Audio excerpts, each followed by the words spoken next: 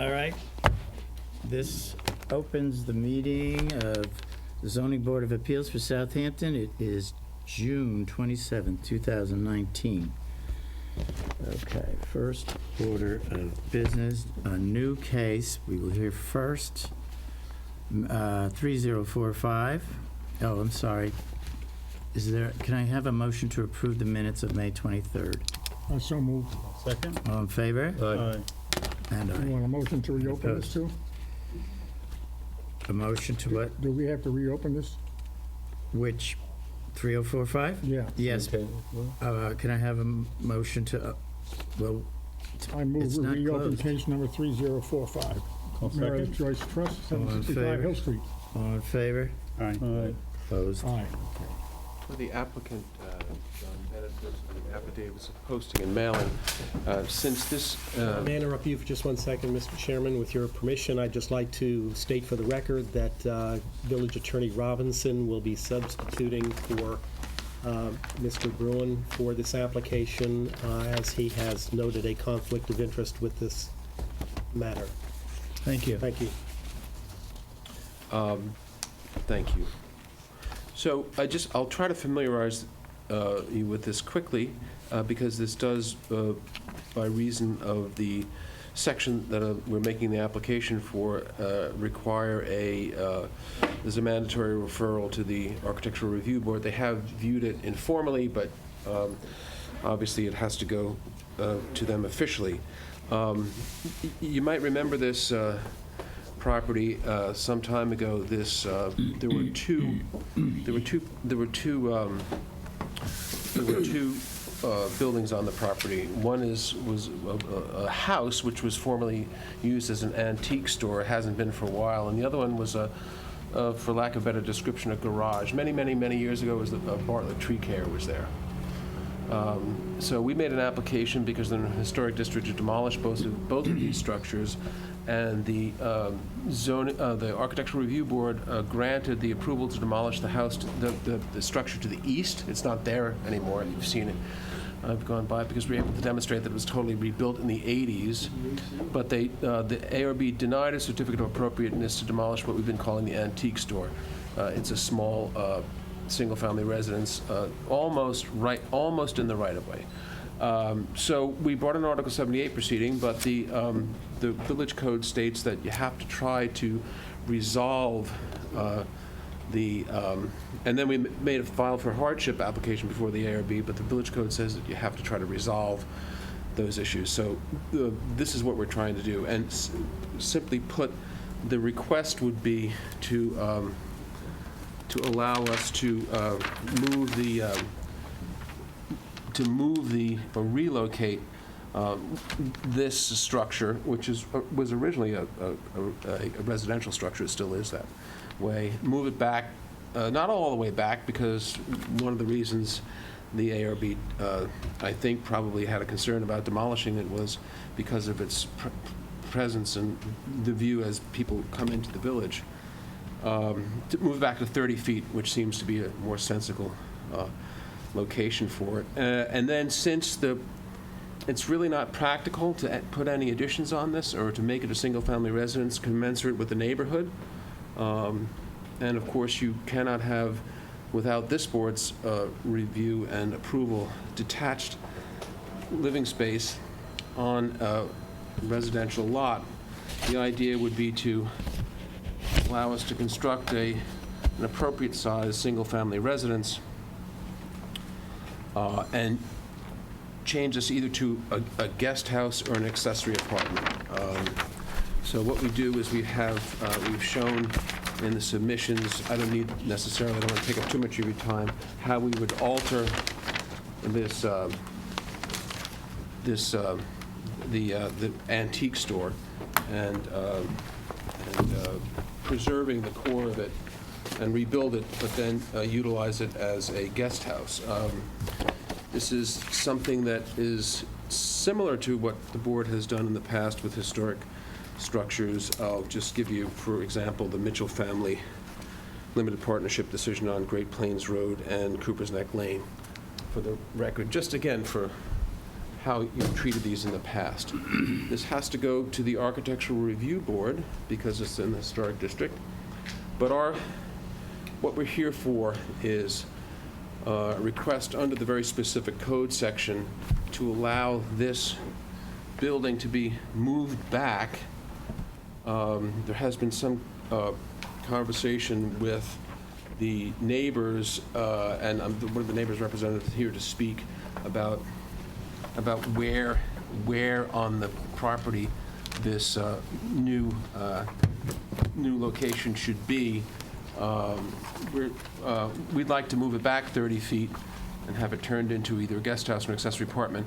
Honestly, we're somewhat agnostic, as it were, about where it should slide along the front. We moved it over here because we thought in the location and moved back of the old Bartlett Tree Care building because we thought it'd be easier to view. But again, if it simply moves back in place as opposed to being slid to the east, we really don't care about that. The whole idea and why we're before this board is to allow the use to be changed to either an accessory apartment or a guest house, and allow us to build a single-family residence commensurate with the neighborhood. So I just thought I'd familiarize it with you. You have to send it to the ARB and just asked you to open up the hearing. This approval of this alternate plan would resolve the litigation pending against the ARB, and so we think it's a good way to deal with this. Is there anybody from the room like to comment on this? Yes, sir, please approach the table and tell us your name. My name's Keith Green. My partner, Ann Chardullo, and I represent the Schlussels, who are the neighbors to the east at 749 Hill Street. And they could not attend today because they got very late notice just this week about any of this anyhow. But in either case, we are actually in their employ and that we have the exclusive listing to sell their house. And they wanted us to express that they are actually very comfortable with, they would be comfortable with keeping the smaller building as a accessory apartment or guest house, thereby making it possible to build a more substantial home on that property. But they had two concerns. The primary one being that they can't see any advantage to them. In fact, they see it as unappealing if the house were to move closer to their property, move to the east. And I can't imagine what the hardship is that would need it to move that way. But as I've expressed to John, we think it'd be fine. And if that satisfies the historic district and therefore makes this a buildable lot, well, then good. And the only other concern would be that whether it be this board or the Architecture Review Board, that there would be some commitment for there to be screening in kind, agricultural screening, so that the two properties were equally invested in keeping the screening between the two properties. But we're sort of here to support seeing this property develop, but with our own enlightened self-interest in mind. Thank you. Does anybody else from the floor like to comment? Anybody from the board? Another question. If we, grant this to keep the cottage where it is in its spot and just rebuild it, move it back 30 feet, where's the parking going to be for that building? Let's see if Steve Rumansky put it on the site plan. If not, we'll have to show you. Let me see. Maybe he did, maybe he didn't, but if that's information is not here, we'll have to provide it for you. You got to figure out where the house is going to go first. Yeah, I gotta figure out what that, and we'd make it comply with zoning. I think it's either a one or two bedroom. It's just one spot, I think. So, but Would you keep it behind the house rather than? I think it probably the ARB would probably prefer that. But sure, we could accomplish that. Yeah. Wherever you want us to put the parking, there's plenty of room to do it. So, sure, that's very, very flexible on that. And again, maybe it's an easier sell with the ARB just to merely move it back just move it to the north as opposed to move it to the north and shift it over, we don't care. And particularly if Mr. Green's clients would prefer that, then we would prefer that as well. That's fine. And of course, screening is, sure, we could work that out to everyone's mutual advantage, and so that the board would feel comfortable with it as well.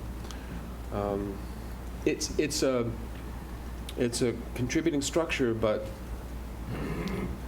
it's rather small, and the location of it just doesn't lend itself to redevelopment as a single-family residence. It's small, and it particularly, what I'm trying to do is, and I'm doing this on another matter, I'm trying to, the biggest push and pull and tension and frustrations happen in the Architectural Review Board when you have a historic structure and you're trying to add on to it, because, there are issues of it being subservient, the roof line lower, and then what effect does that addition have on the historic integrity of the structure? Here, what I'm trying to do is to preserve it. I mean, they're going to take off some additions on the back, which I'm comfortable saying that Mr. Studenroth said were later additions and really don't affect the historic integrity, but I'll let him opine on that. He'll ultimately say what he feels about that, but I think that's what he says. But the whole idea of keeping it as a guest house and making a room for an appropriately sized house is so that you don't have that tension on how do we take this historic structure and add on to it without impacting on the value of it as a continuing contributing structure. It's just an easy way to go about it, I think. But yeah, any conditions or anything that the board thinks are appropriate, I'm sure they'll be reasonable, as they always are from this board, and we'll do it.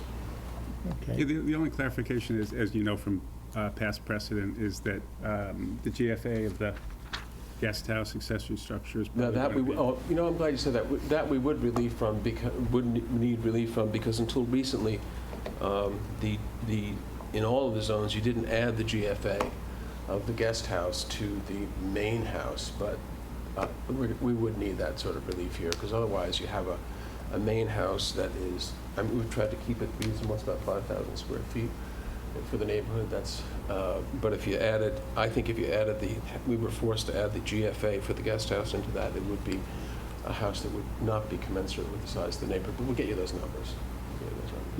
You're saying that right now that it's proposed that the 2 floors in the main house would be 5,000 square feet? No, this is a 2,500 square foot footprint, 5,000 square foot total. Right. And this is just a place marker. I didn't want to go through drawing anything for the main house until we knew that generally people were conceptually comfortable with this. You'll be coming back at a later date for that? No, we'll make it part of the application. I think it might have been part of the application, but if it's not, we'll amend it to do so. The GFA issue. So how large is the guest house? Guest house is about, I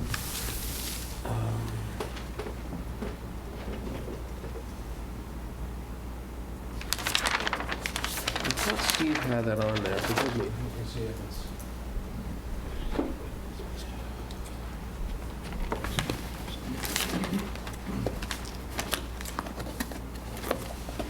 Sorry for the delay.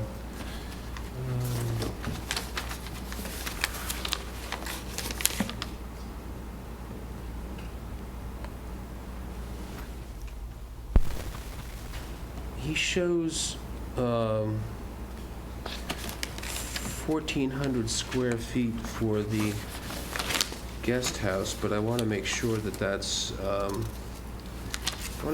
accurate. Sorry.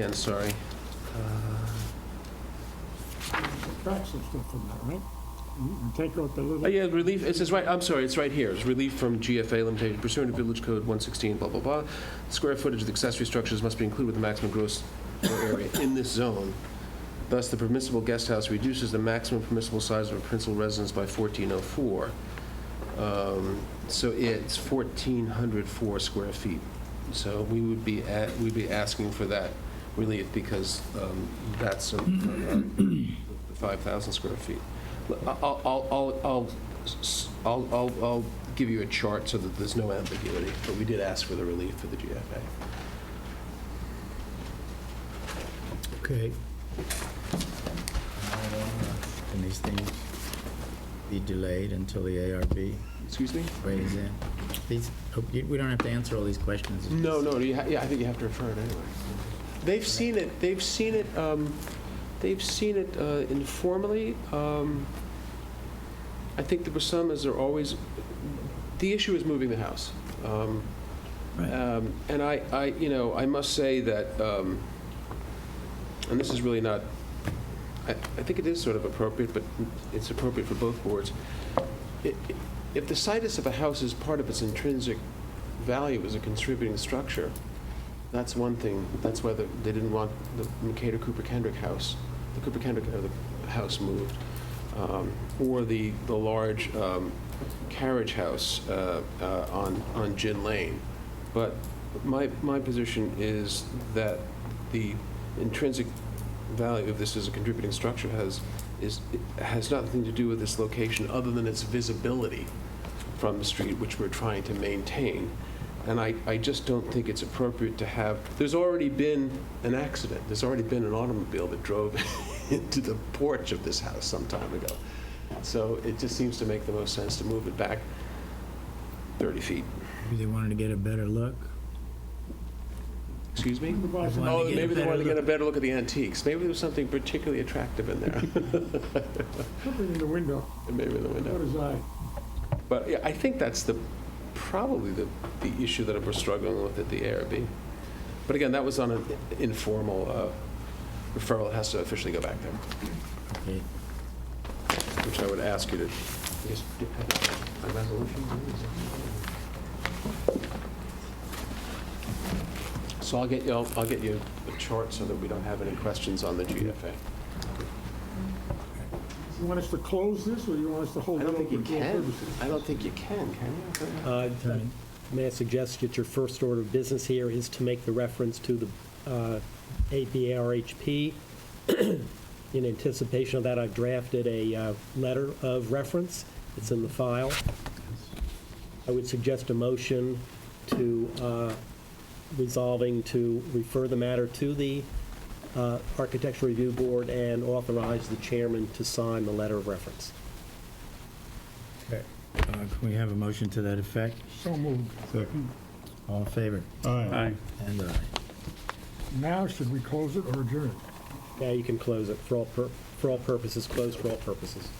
Close it? Is there a motion? I think you have to even open. Adjourn for all purposes. Adjourn it for all purposes. Sorry. Motion to adjourn for all purposes? Go ahead. Is there a second? All in And favor? vote on it while you're at it. Aye. Thank you very much. Thanks. Hope that didn't take too much time. Now we have pending decisions. Case number 3 is... I did sign it right here. That's good. Pending decisions, number 3035. Is there a motion to accept the decision as proposed? Move we accept the decision of 3035 as written. I'll second. All in favor? Aye. And aye. Case number 3040. Move we accept this decision as written. I'll second. All in favor? Aye. And aye. Pending cases. Case number 3012, 30 Sanford Place, Mr. Danielson. I assume he is not here. It's not. Shows adjourned on the agenda. Oh, Okay. no, It does, to the right. not on mine. It's adjourned to this today, though. Oh, right. Excuse me? Yeah, it's adjourned, but it's to this day, today's date. Oh, I don't even have that. We have different Yeah, I know, agendas I know, here. I don't know why. That's what it said last month was adjourned. You're right. Adjourned. Okay. Adjourned to 6/27/19. It's today. Yeah, Right, He's not here. here. but we did find out that he's He has an attorney now. attorney now, so Mhm. should adjourn it and ask the attorney to come for the next meeting? We can adjourn it again, and actually, we have some others to adjourn. Number I thought it was 30, Dave Gamot. it was Wasn't it in the planning board, this thing? Yeah, I don't know what the What do you want to do with it?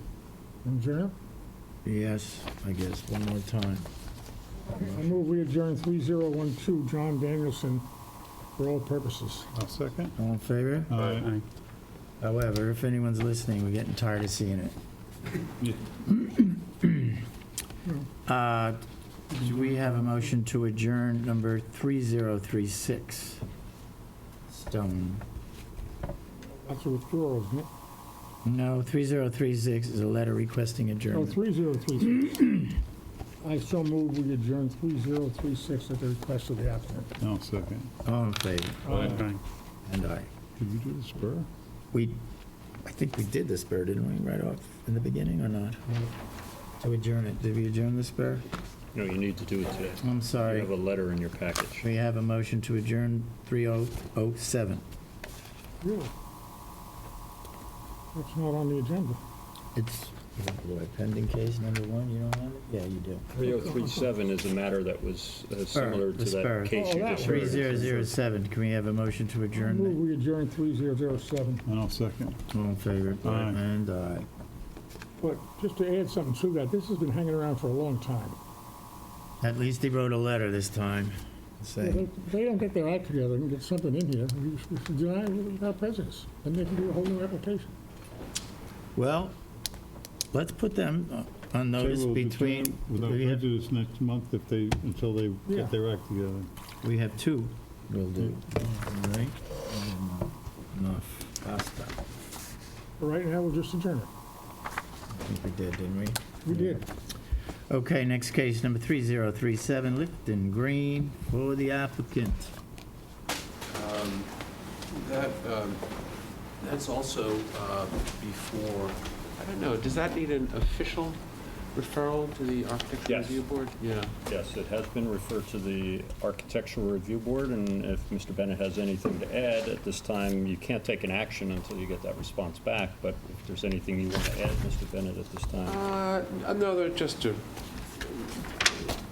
remind the board, again, it's a situation we're trying, there's a relative for the neighborhood, a 3-acre lot in an area with anywhere from 10,000 to 14,000 square foot houses. We're trying to take that house, move it to the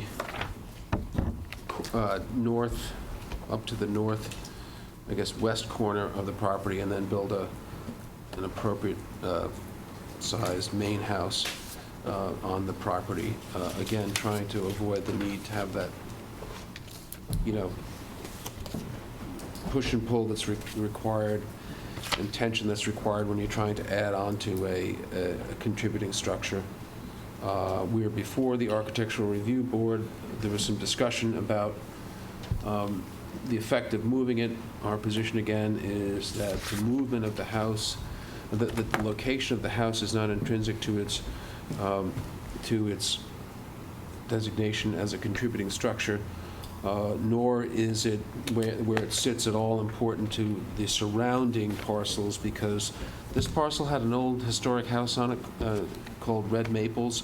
All that was gone as of the 40s and has been redeveloped with a modern house.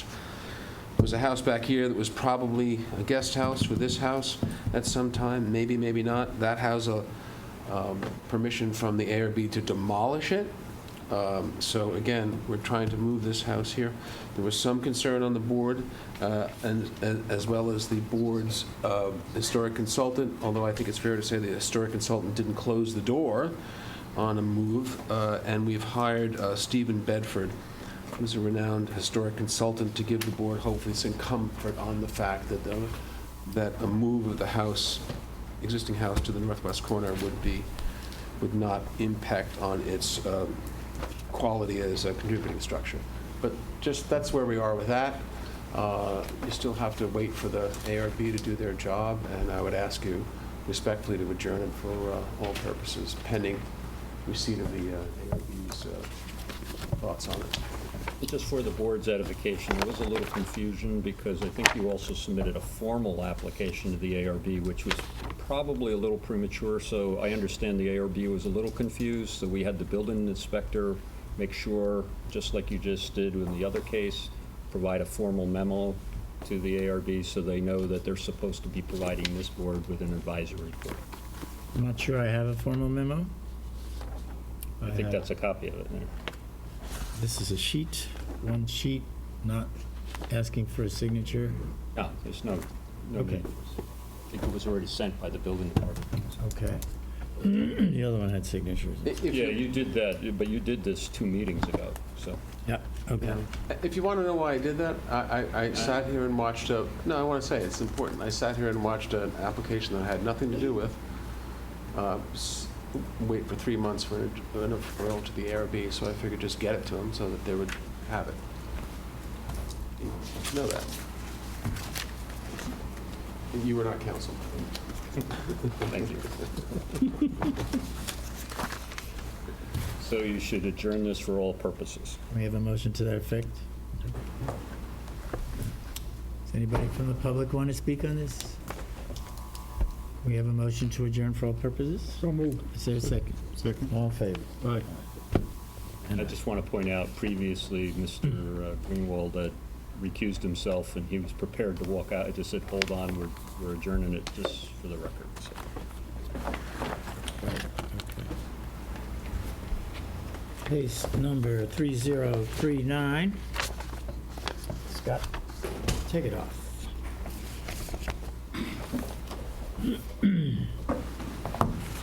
Good evening, Richard Stott, architect. I'm here for my client Scott Tegetoff, who's with us tonight. I have a number of returns and one reply to turn in. So I had provided some further information before your work session, and that had to do with the specifics of the setbacks that we're asking for. So I'm assuming did you all see those? You have those plans? Rick, I think it'd be important for you to go through what you've provided. You provided a lot of information, but maybe you can summarize all that and again, just maybe start and explain, because it was a little confusing last time exactly what the relief was being sought. Sure. So just bring us back up to speed, please. Okay. So we're asking for relief in 2 areas. One, at the easternmost portion of the house, we're hoping to extend this covered porch 3 feet, the deck and the roof of the covered porch, and then remove the existing balustrade from the edge of the deck and replace it with 3 steps that go down to grade. On the west side, we're asking, we're filling in just a small area of the existing footprint of the house that's clearly shown here in beige, and actually just extruding the roof about 7 feet towards the west, and that'll be supported on column structure, so it'll be open below. The setbacks are shown clearly now in the red dots. This is a house has 2 front yards, so it makes it a bit of a hardship to try and do anything, but these are minor additions that we're asking for. So we're asking for relief on the east side for this 3-foot extension, which will go no closer to the road than the existing porch, which is 2.9 feet as indicated on the survey. Also, what I didn't realize before is that a little piece of that roof that we're extending, that 3-foot extension of the roof, is going to need relief from the pyramid law. And I included the cubic feet of that in my outline to you. So here's the pyramid law from the street, and this little shaded area is the extent of the roof, I think, think it was 60 cubic feet that I had determined, which was very generous, actually be less than that. So that part of the pyramid needs some relief. As well as that covered porch, the deck of the porch. On the other side, the addition, it turns out, is only a fraction of a foot within, outside of the setback. So I included that in the relief. And the extension of the roof itself would need relief on the west side.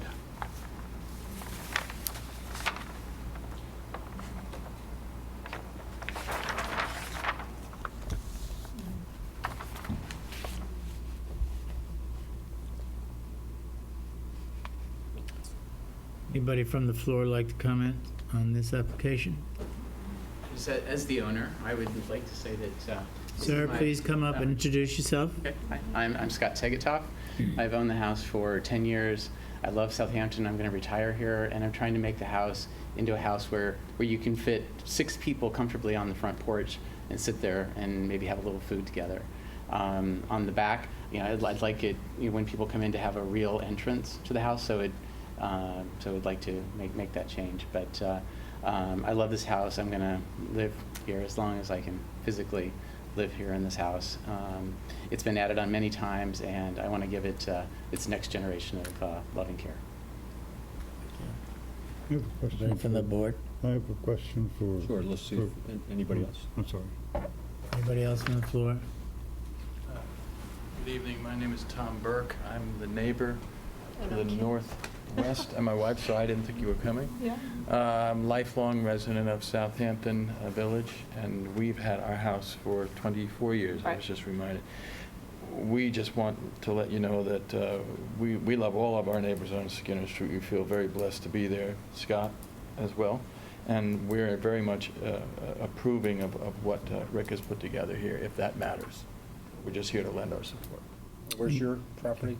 So Directly we'd across be the in street? the We're on the north side north of Skinner Street. west.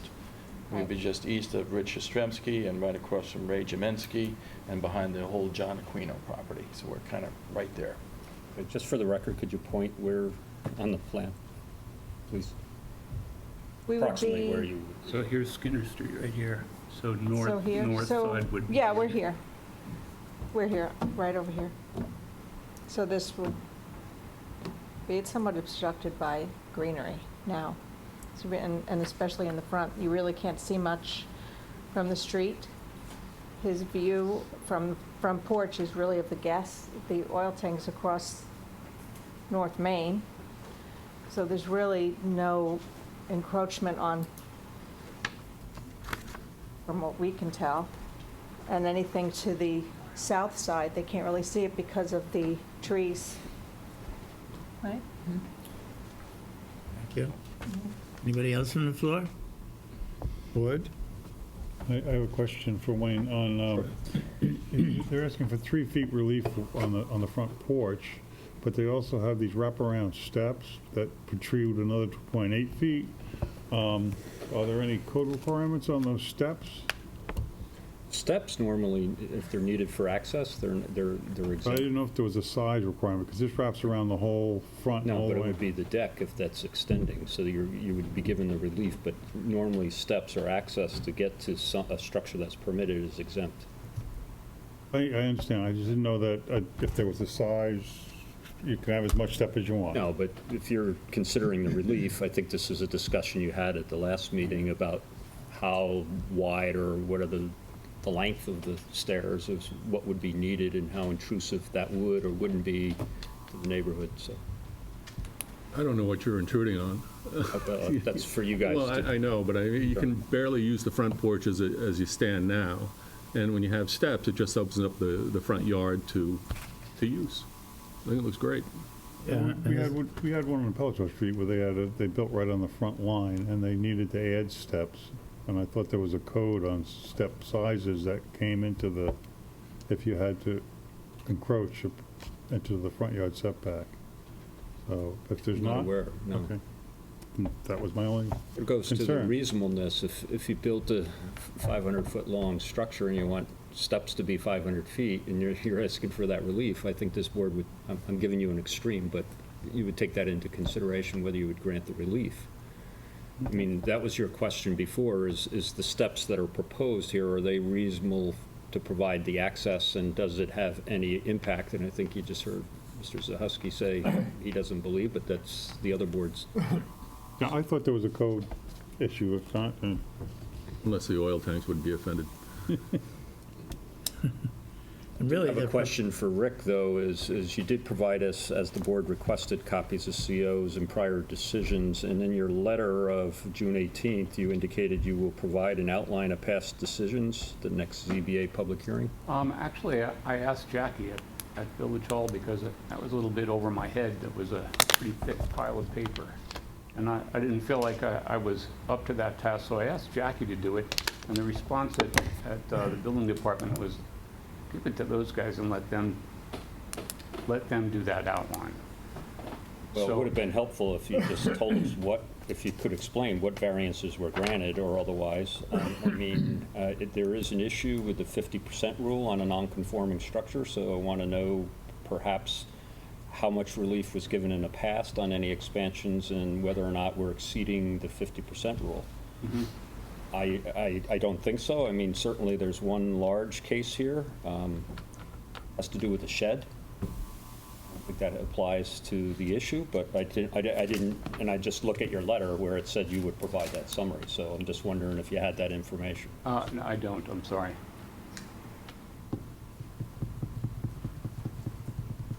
It seemed like a non-issue at the building department, and it wasn't on the top of my mind, and that, after that. if it exceeds the 50%, that could be an issue. That could be an issue. That's all I'm saying is, you know, this board is limited to 50% on the floor area expansion of a non-conforming structure. So the question is, was there prior relief granted, and where are we with respect to the 50%? I don't think we're anywhere near it.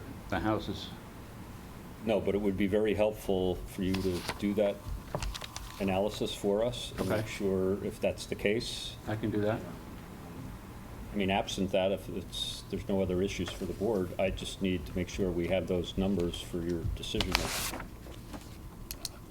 Yeah, I mean, if he is over 50%, that's a variance that he hasn't asked for.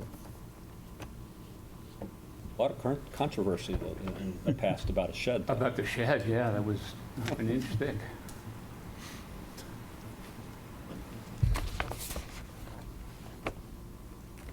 anything else?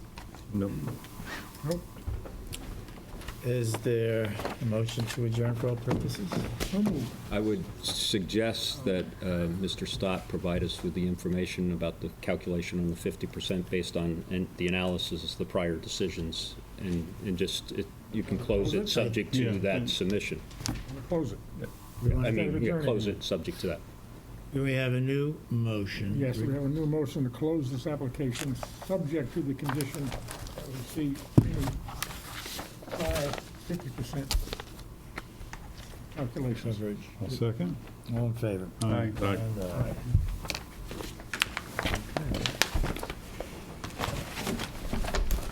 Thank you.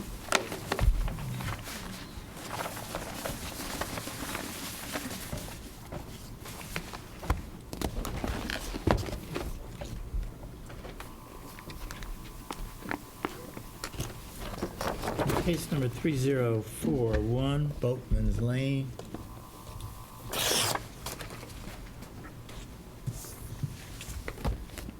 Good evening, Rob Herman of N Consultants on behalf of the applicant. This is a continuation of a hearing from last month, at which time Mr. Voorhees had asked us to address two things, both relating to the proposed non-disturbance buffer. One was to revise the survey and site plan to straighten out the lines of the previously proposed and approved buffer limits, to add courses and distance to those, and also to expand the area of the buffer, and to identify what areas specifically within the limits of the buffer are currently cleared or lawn that would have to be revegetated with native vegetation. And then secondly, to provide a plantings plan that would propose the plantings for those areas. So ahead of your work session, just ahead of your work session, we submitted a revised plan by Squires, Holden, Weisenbacher, and Smith, last dated June 18th, 2019, which addressed all of those issues, and also a wetland buffer revegetation plan prepared by Marshall Paetzel Landscape Architects, also dated June 17th, 2019, to address the proposed plantings for those currently cleared areas or lawned areas within the proposed buffer. So with that, I think we have satisfied our end of what Mr. Voorhees and the board was requesting last month, but I'm obviously here if you have any other questions or comments. Would you like to comment, Mr. Voorhees?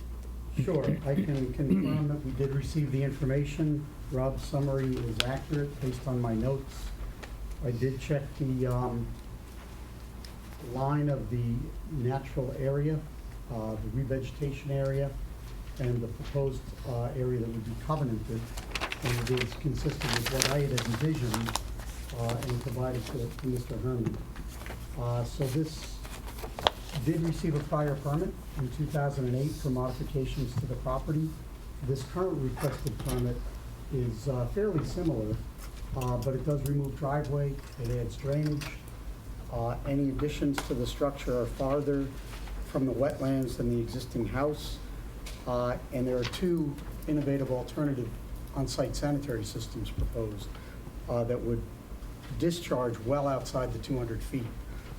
So on balance, I believe this is environmentally well-planned, and I have no further comments. Thank you. Anybody from the board have anything to say? Anything from, anybody from the floor like to add anything?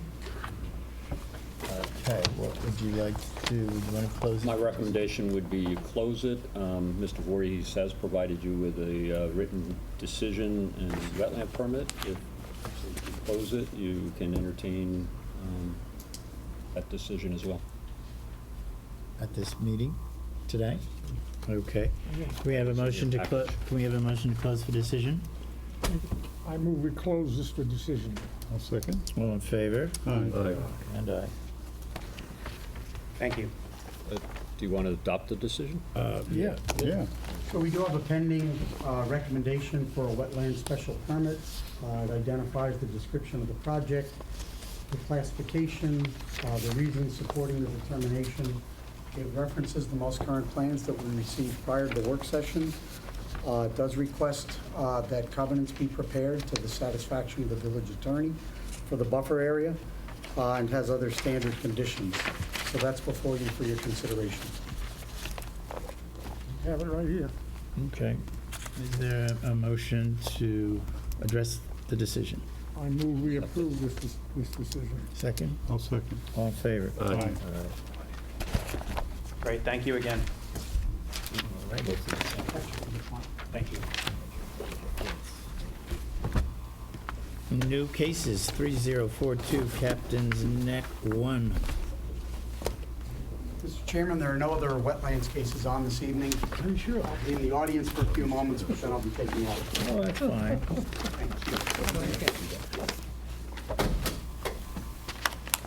Good evening, board members, John Bennett Reed for the applicant, and with me is Tony Hume, who is the owner's representative. So, by decision dated January 24th, 2019, this board granted approval to permit the construction of the proposed greenhouse on 455 Captain's Neck Lane, which is a vacant lot, and the board was kind enough to do that with certain understandings in terms of what would happen if the ownership was separated, because this is servicing this house. And I know if Dr. Corman were around, she'd be chastising me for not asking for everything that we needed when we first came to you, so I apologize for that, but hopefully you'll agree that this is a somewhat minor matter, but we'll find out.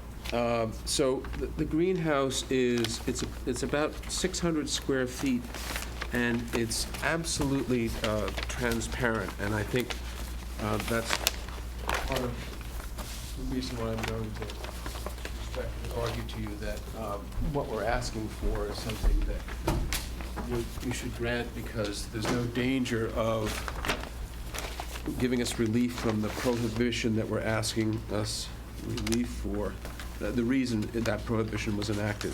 And specifically, what we'd like to do is we'd like to heat the greenhouse. It's not our intention to utilize this as a living space. It's all transparent. There's been plumbing in it, but no bathroom facilities. So it's literally all transparent, and I don't think anyone would ever use it as a living space, barring, I guess, if someone was an exhibitionist. And also, the heating is designed, the heat in the building in the winter won't rise more than 5 C or 40 degrees Fahrenheit.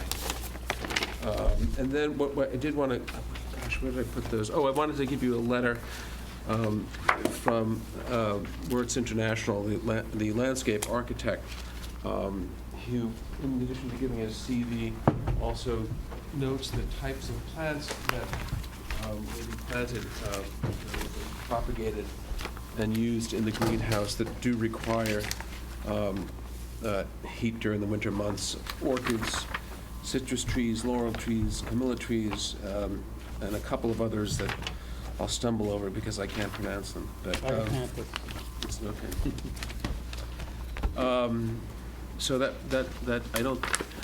And then I started thinking about, well, I've seen heat in greenhouses in the past, and I remember probably as a teenager being in the Lloyd's, what used to be the Lloyd Smith. I guess it was called the Gardener's house. It was a good-sized house. It was just to the west of that large Lloyd Smith house, what used to be Lloyd Smith house on Ox Pasture, and there was heat in that greenhouse. It was a greenhouse that was attached. It was almost as big as the house, and I confirmed that with Chris Talbot, because he was there before that portion of the house was taken off, and now that house is a wing of a much larger house. So it's not unusual, but historically. But then I said to myself, well, why do you have a prohibition against heat in accessory structures?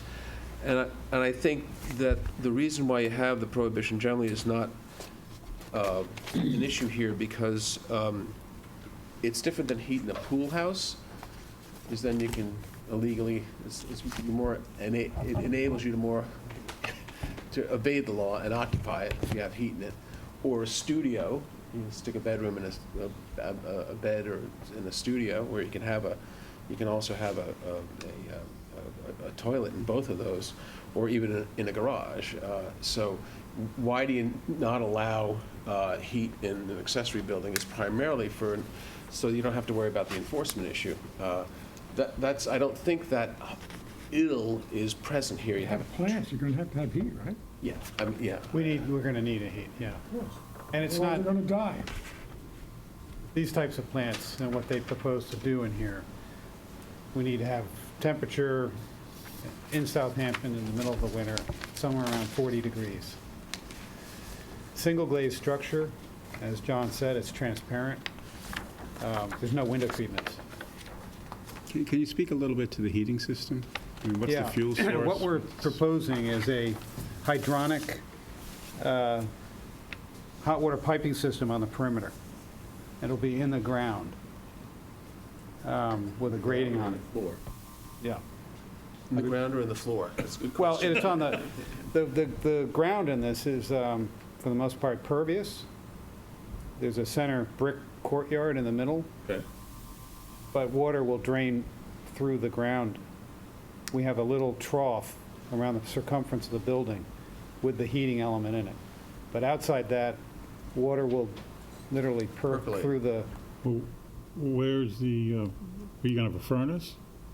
we're going to have a small, what we're proposing is a small structure where the electrical connections will be, and we'll probably have a electric boiler in that subterranean bowl.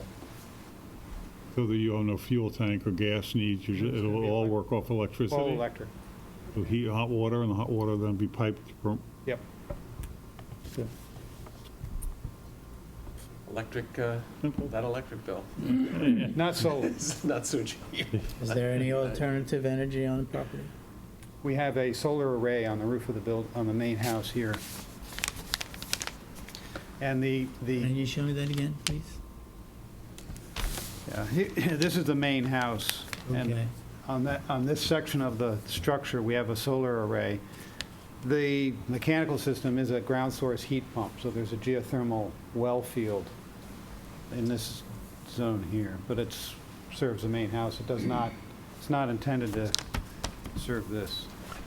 Quite a run. But the efforts in that regard influence my decision positively. Is it closed? Yeah, Closed, okay, good. Even better. it's a closed loop. That's even better. no problem with this. Oh, okay. Any other comments from the board?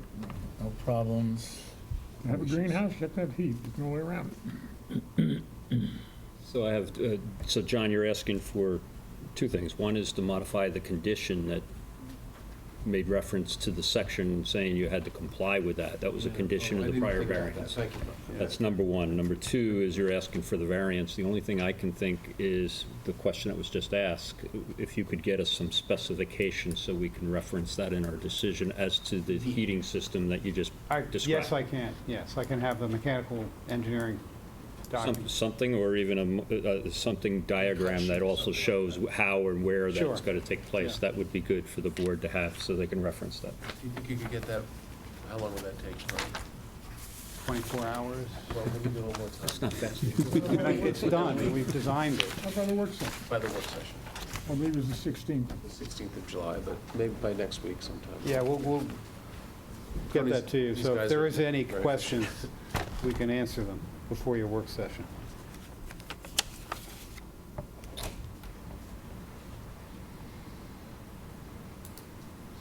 That's it. Do you have any objections to adding to that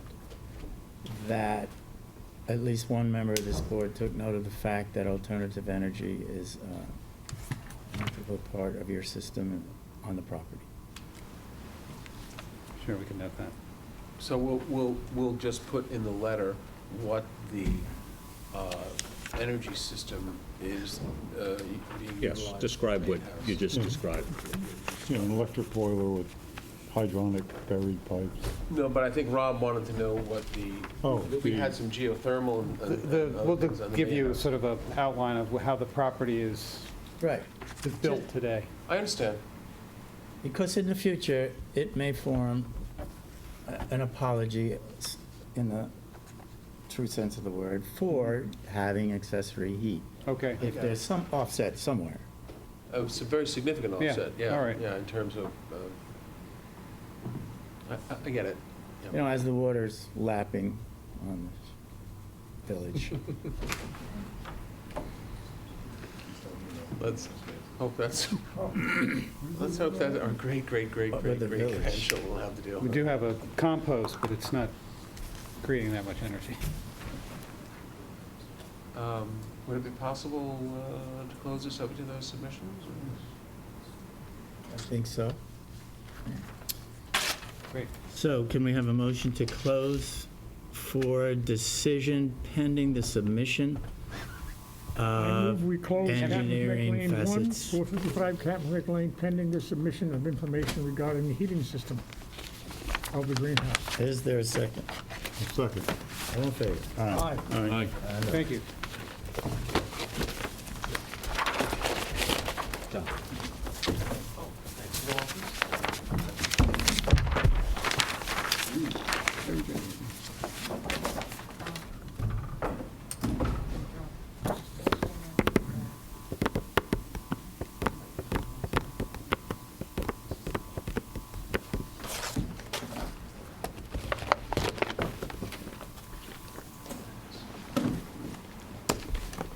You're in January, haven't seen you in a while. Yeah. Case number 3043, Rutherford.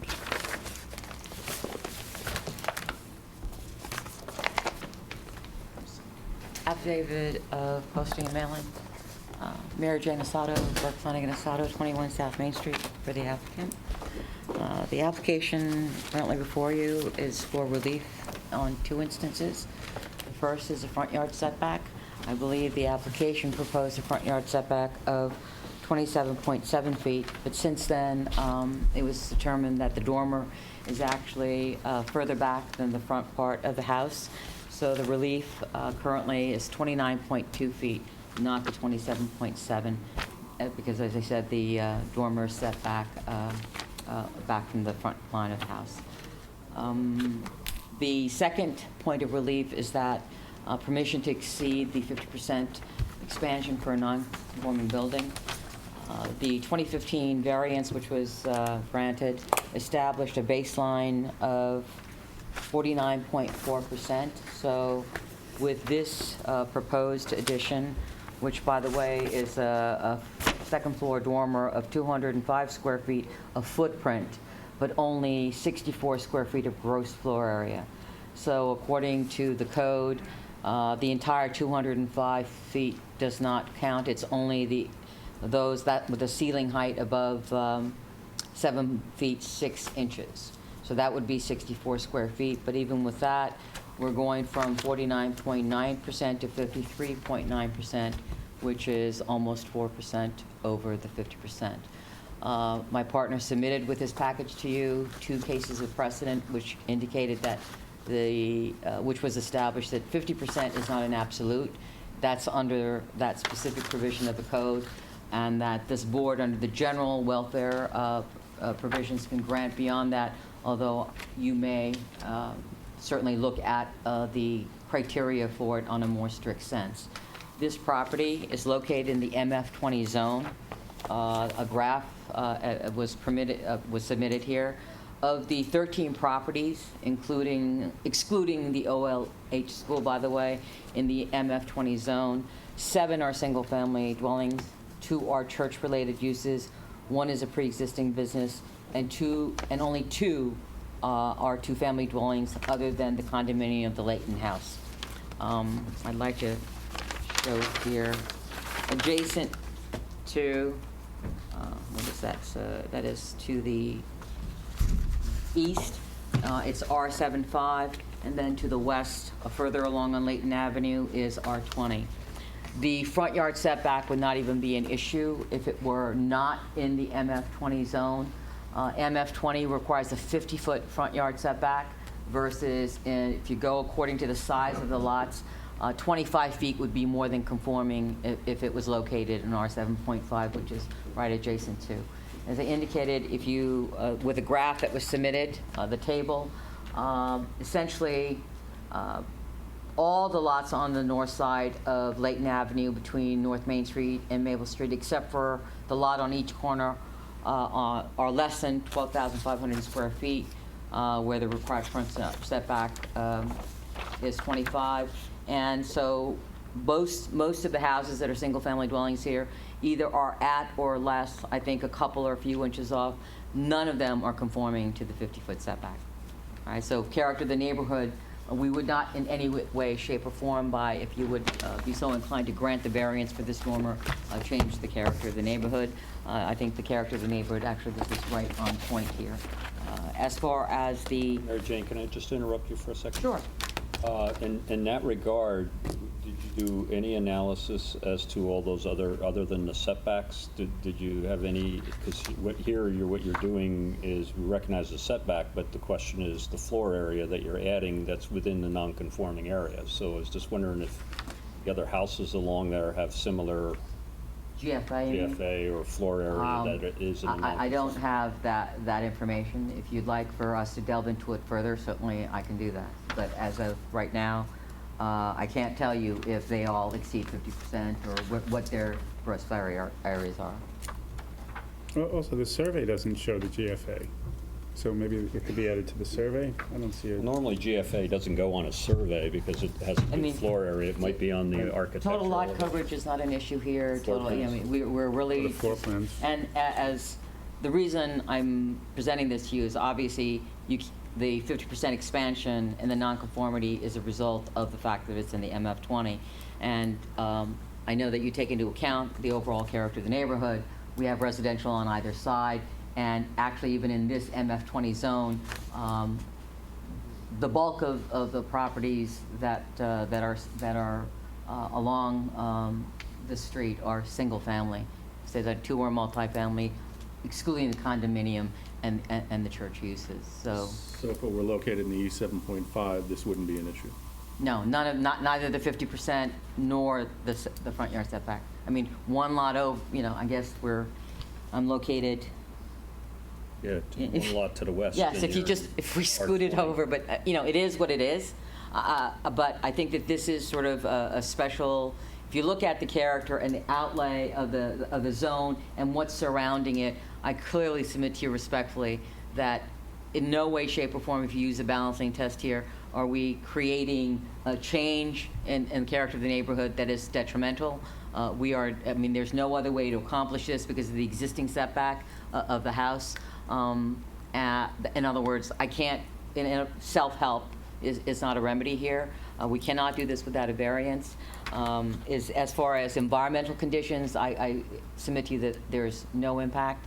And you're not foreclosed by the 50%. I think that we meet, I know that you can hold a higher standard or certainly a higher scrutiny, and I think we really meet that on point here. I don't think that this can be thrown back at you, well, you allowed it here, because this is a very special circumstance here. I mean, surrounded, R20 on one side, R75 on the other side, most of them being single-family dwellings, and the variance wouldn't be required but for the MF20 requirement of 50 feet back from the front.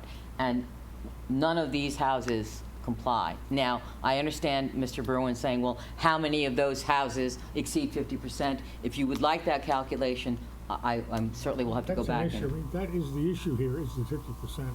No. I was not able to find surveys. I mean, we did look for surveys on this. You know how thorough Gil is, and unfortunately, we were not able to locate surveys for every one of these properties. So it might require a little bit more digging than. Mary Jane, you also have, the question here is, in 2015, your client came to this board and the board granted relief. And is this presently under construction? When you say that it's presently under construction, I believe that there is a valid outstanding building permit, and so that it's current and it is under renovation, yes. So I see that Mr. Brady's here. It might be important for the board to hear from Mr. Brady as to, what is being proposed here and the necessity for that. I think it would be important to hear that. I believe that it is a sitting room, but I won't, sir. Hi, I'm Brian Brady. I'm the architect for the property. Yes, this is a young couple, and they found themselves after 3 years of marriage having 4 children. And so How many they were years? trying to Say that again? Yeah. 2 real close together, and then a set of twins. So, and they would like to have just another room on their 2nd floor, and it will be a sitting room without a bathroom, whatever. The only way to do it is to put a shed dormer on. That's basically what they're trying to do. Is that considered a bedroom by the health department? No. And what's there now, or what's there in the current plans? It's a roof. It's just attic space. And what are you doing to the house to change that? I'm just Adding trying a to- shed dormer to the front. And access to the sitting room is through the bedroom? No, it's off there's a landing at the top of the stairs, and it's right off that landing. And what's the ceiling height in the room? The ceiling height in the room, is because it's the shed dormer, it ranges from 6 feet up until 8 feet. And the only part of it that's above 7.6, which is code related, is 64 square feet.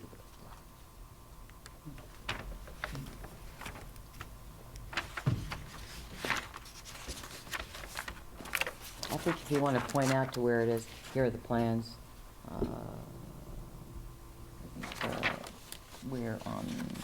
Where it relates.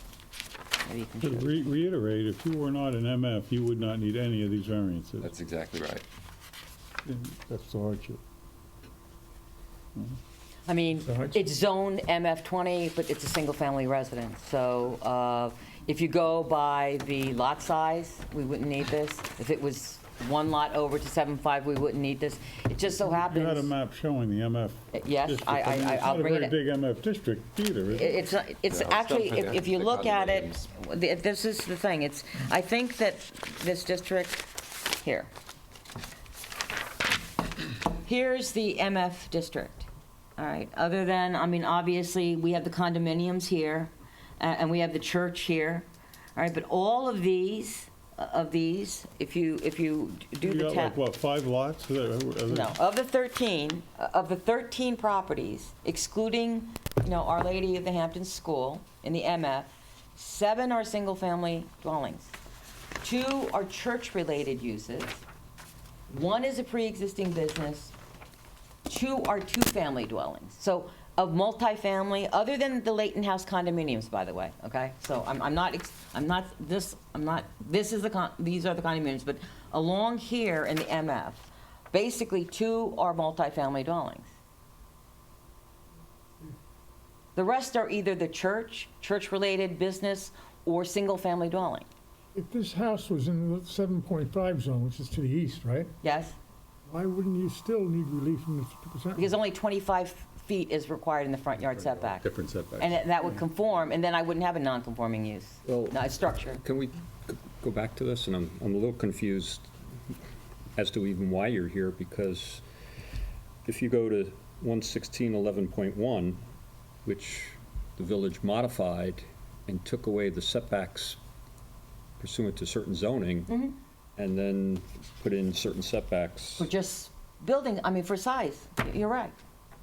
But not for MF20, is my understanding. Right, it's the front yard setback. Yeah, it's the that's front yard problem. setback, yeah. And So- MF20, they left at 50 Yes, feet. so so if this was an MF20, because you took away the superseding, but what it says is, you can go by lot size in the residential. So if I was in the residential, it doesn't matter, it doesn't matter what overall overlying zone is, it's okay, but not in MF20. So that's the only reason we're here, and that's why we're saying this can't be thrown back at you in normal residential zone for 50%. We don't think that you're going to be setting this super, precedent that's going to be used here, because this is very unique. You have this MF20 zone that has the 50% requirement, but won't allow you to say, well, if the lot is smaller, you can go by the lot size. So this is a very unique circumstance. That's why we submit to you that if you're concerned that this case is going to be used as precedent, it would not be able to be used as precedent in a residential zone case to you. Well, the issue here is assuming if the village rezoned this, the one lot to your west is R20. Yeah. That's a 40-foot setback. Yes, that is true. And 3 lots to the east is the R75, which is a 25-foot setback. Yes. So either way, it's less than the MF20 Yes. at 50 feet. But I don't think you can automatically presume that just because it would be in a residential I can't zone, it presume depends that on they're which going zone you to would be zone in. at 7.5 and not, R20. I agree with you on that. Brian, could you speak to the GFA? Do you have GFA calculations? Are we okay on GFA?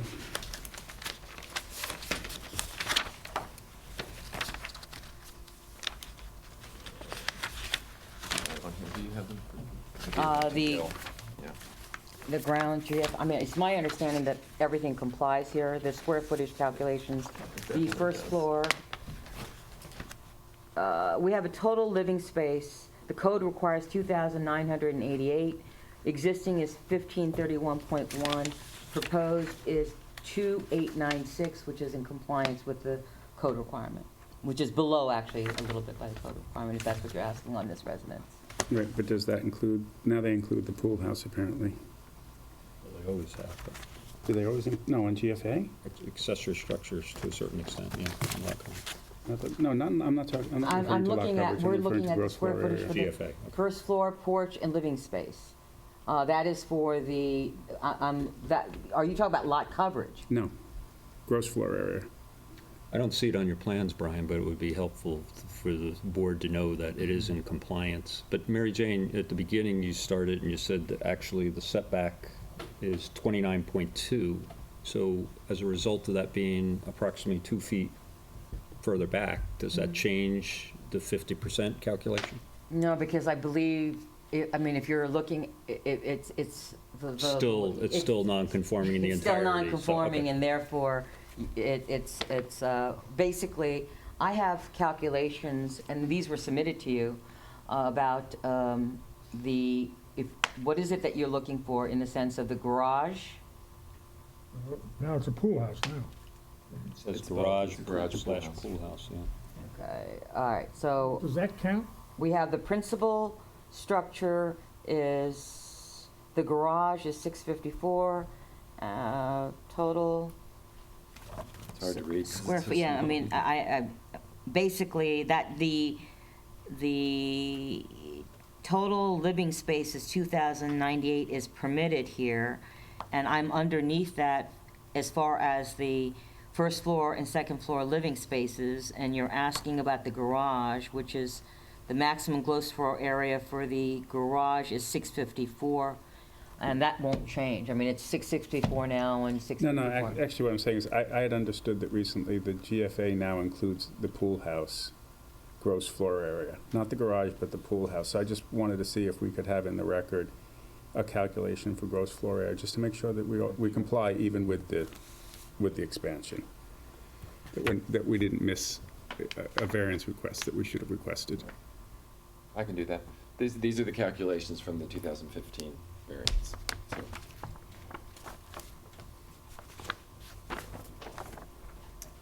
Let's see if they're on here. I don't see the They're not. calculations on here.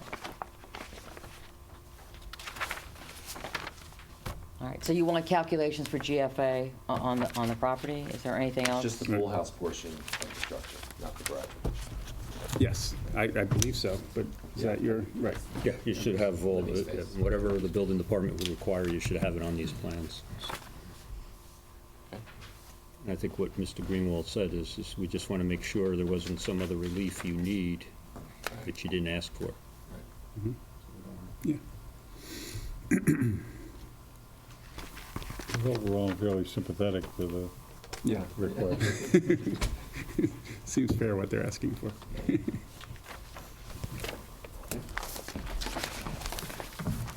So, Well, would you then like can to- we adjourn, would you like to adjourn for all purposes for the subject to submitting, or do you want to close subject to submitting?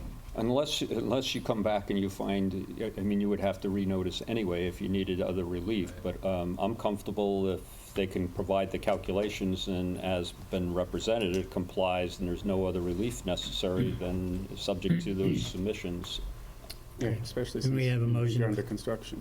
We have a motion to close for decision pending submissions that are acceptable. So moved. Second. All in favor? Aye.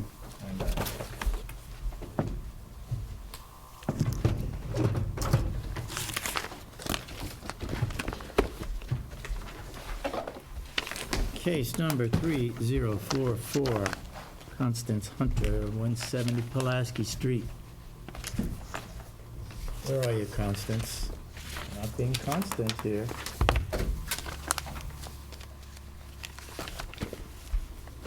Mary Jane's handling it.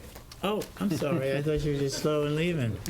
Hi, Mary Jane Asado, Burke Flanagan Asado, 21 South Main Street, for the applicant. This application is for a side yard variance to 6 feet from where 10 feet is required for the construction of single-car garage. This house, I mean, this property is already improved with a house, with an attached garage. There is a building permit for a swimming pool that's under construction, as well as a conversion of the existing barn to a pool house. I believe that additional, we submitted a site plan that was approved by the ARB some time ago. This project has been under design for some time. What's being proposed is that the existing house is going to be removed. There is, as I said, a current building permit proposed and it's going under for the conversion of the barn that's pre-existing. The shed that was there has been removed. That was in the corner, and that's the area where the proposed garage is going to be going. Before, when the project design concept was first started, it was permitted for a detached garage to be 10 feet from the property line. Since then, there has been code changes that prohibit that. I believe that the site plan that was approved by the Architectural Review Board was submitted to you by my partner. You should have copies of that. But what's now, the garage was actually approved closer to the street, and the shed has been removed and is going to be taken back into the southwest corner. If you, the current design we submit to you is a safer design, because right now, or what was proposed is that the cars would all be sort of backing up out into the street, and then you get there and you look, and hopefully you're not driving out into oncoming traffic. But this is the way it's been designed now. They can back up and then basically do, where is that plan? Where they can back into the parking area and then. She's looking for it. Can you put down a copy of the plan? Yeah, I'm trying to. You said you moved the garage further back into the area where the shed that's being removed Yes. is? Yes. Because it doesn't show that on, I think it was We have a new one? submitted. You have a new site You plan? have a new Site plan? plan that was submitted. Hold on. Today. okay. Oh, today. Let me find it. This is the only one I have. No, I This don't is have what a new was one. attached. It was submitted, I think, earlier today. It should have been put in your packet. Hold on. Well, this is June 27th, but it doesn't, What's here? it's the same. That's September 26th. That's the same, there's two submissions. What?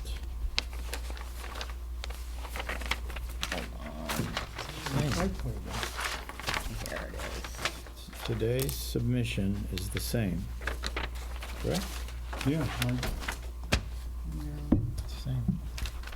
Today's submission is, It's exactly the same, at least as marked.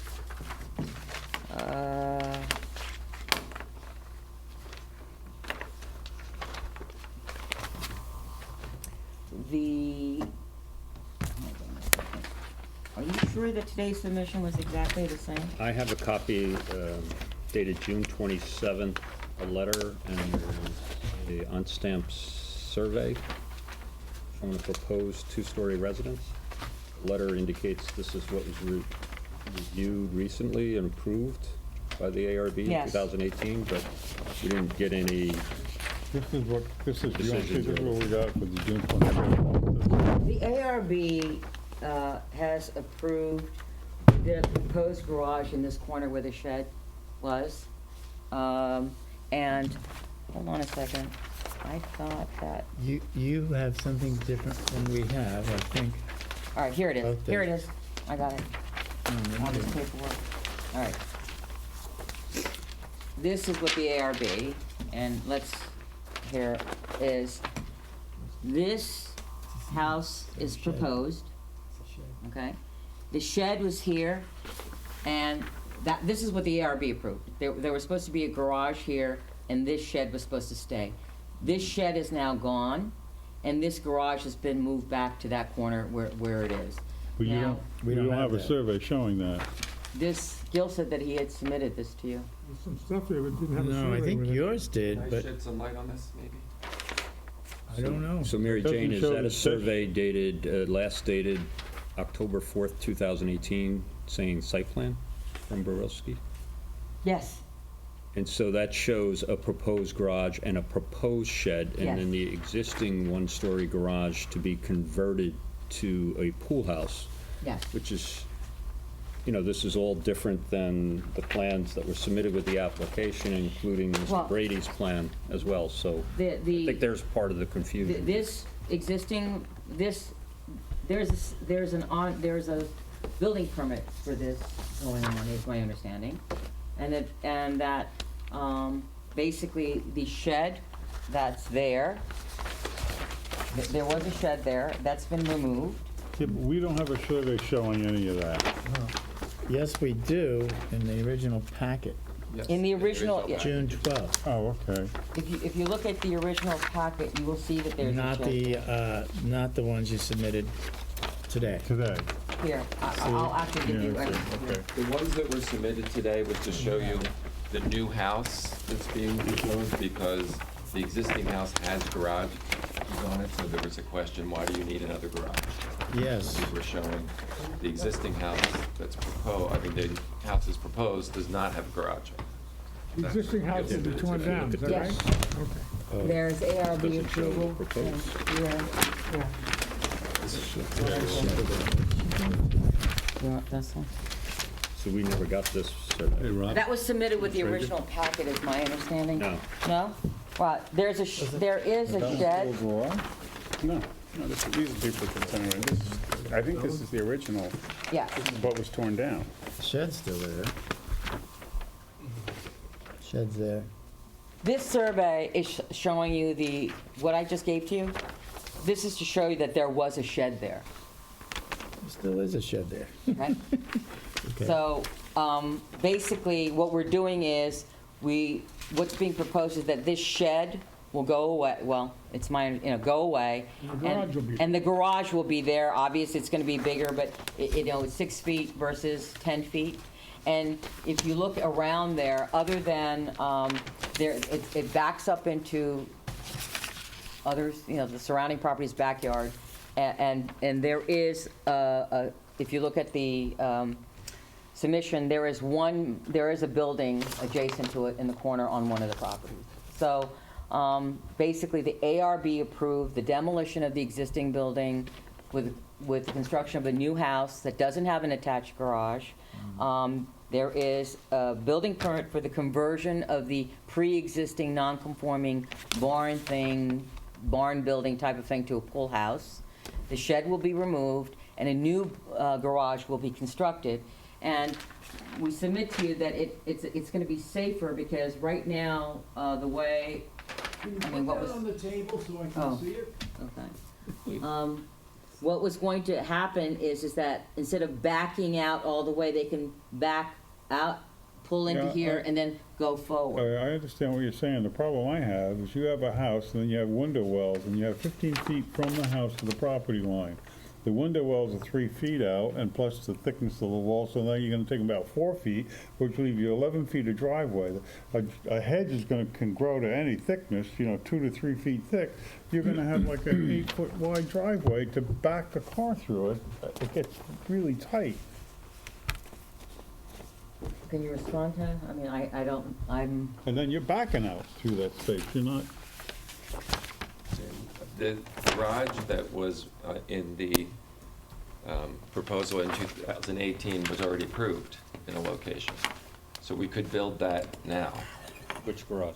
The garage that's on, let's see, That's here. that's this one here. It's part of the ARB. All we're asking is to take that garage and shift it back so that we can put the pool equipment inside the garage and open up the backyard a little bit more. The ARB approved it. but- ARB, not us. Not us. Yes. Well, there was no Here- variance Mary Jane, required. here's the problem, is the submission survey. First, you gave us a survey that was probably going back to, you got the date cut off, but clearly this was for the purpose of the CO a number of years ago. With the application is a survey last dated May 30th, 2019, from John Barilski. It doesn't show the proposed garage, but it shows the existing house, the existing pool and spa, and then a one-story proposed house converted under construction. It didn't show the proposed garage.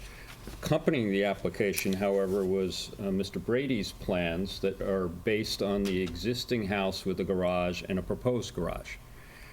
And now, today, we get this plan which shows a proposed garage, a proposed shed, and the driveway that you're describing that Well, Mr. it's my Guthrie has a understanding. problem with. All right. So I think we need to get a plan that shows exactly what the existing condition is and what you're proposing to do.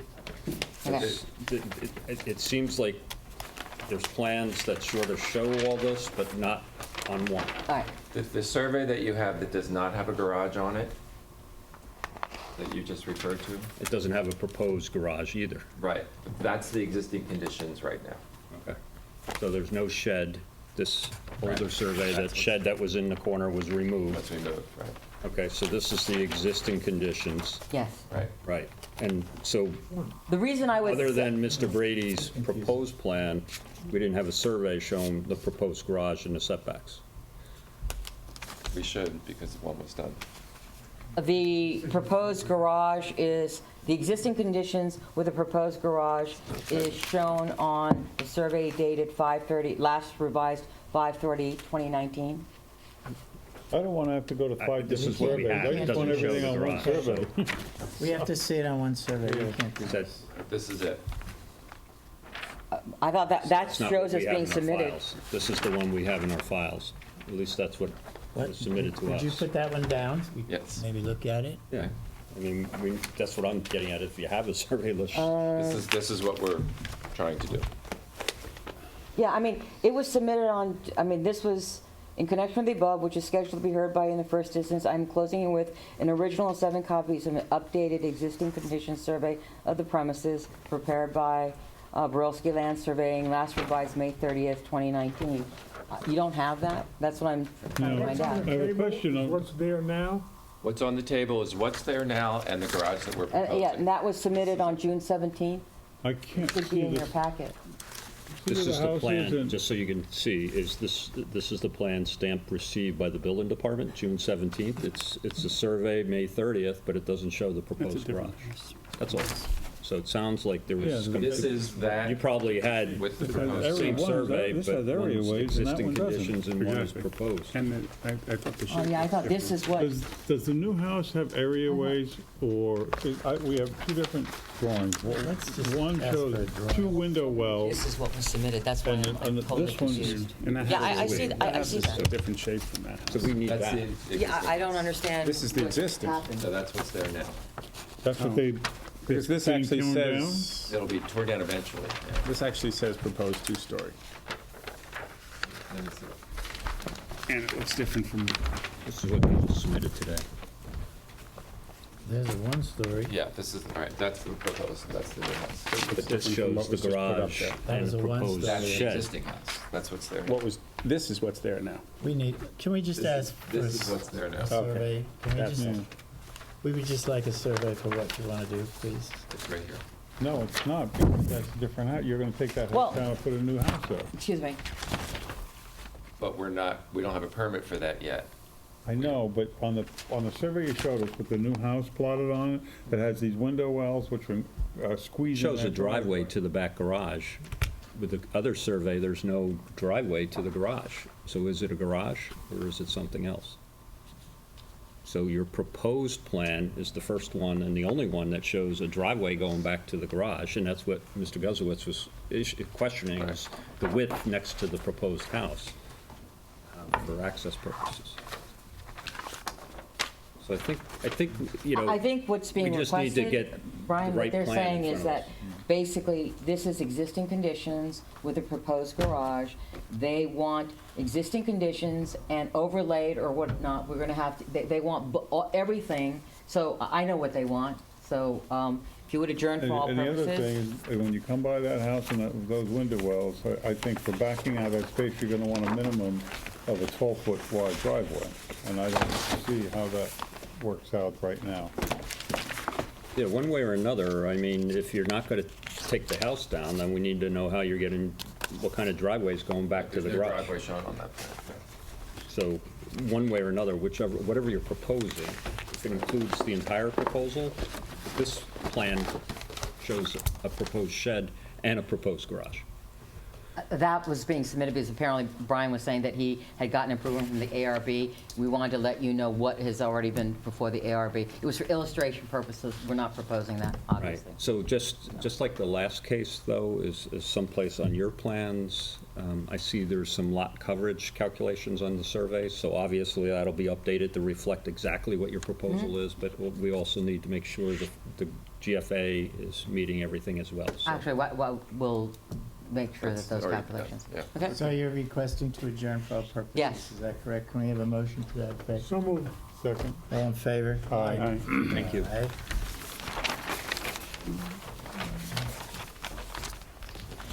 Okay, 3046, Red Maples.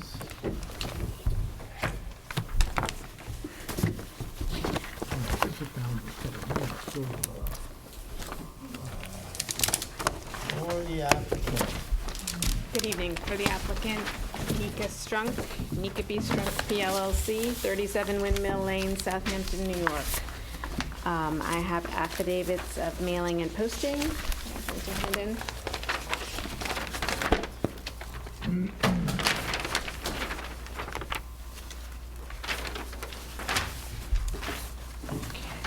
Tanika, before we start, you made a submission on June 5th. Should we ignore those plans? Because you also made a submission June 26th, and should we be looking at those? I don't want to open those without. Right. Which ones should we be looking at? June 26th, please. Does everybody have that submission? Yeah, I think, yeah. June 26th? Yes. Okay. So, just to situate this property in its overall context, it's located, I have a highlighted portion of the tax map here. The property is 261 261 Great Plains Road. It's a flag lot off of Great Plains Road in the Village of Southampton Estate section.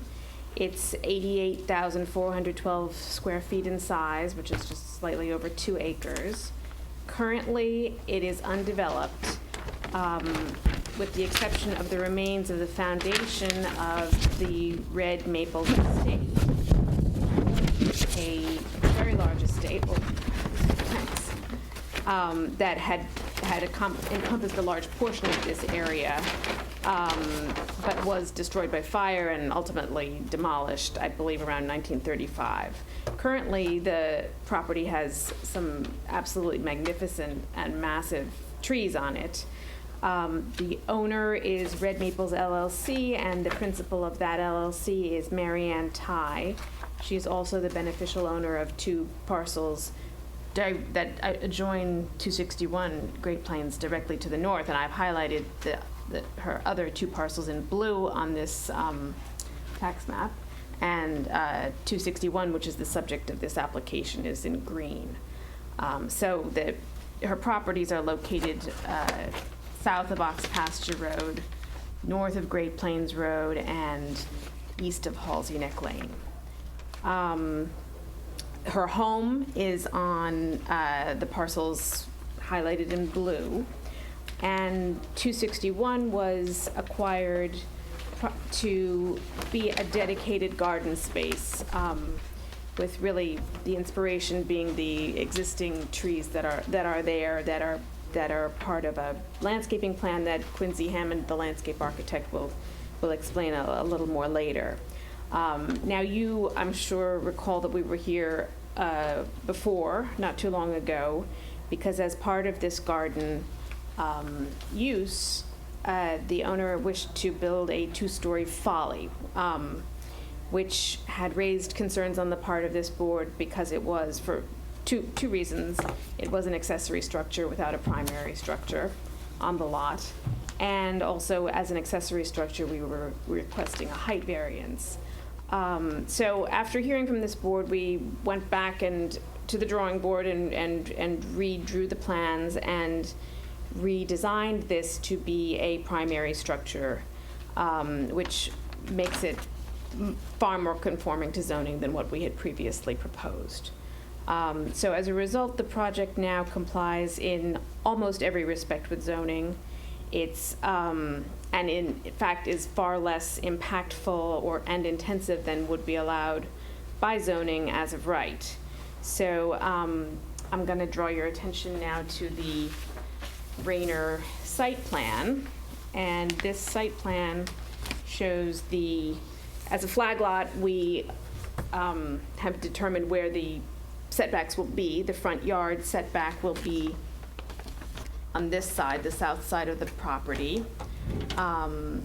and the proposed primary structure is located here, not quite in the center of the lot, but well removed from all of the side yards and front yards.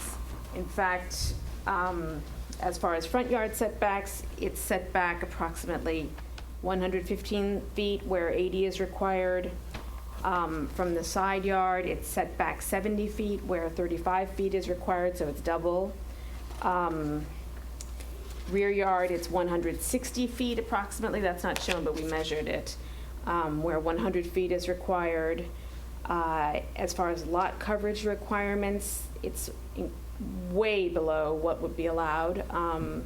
It's 1,017 square feet of lot coverage where 12,956 feet is allowed.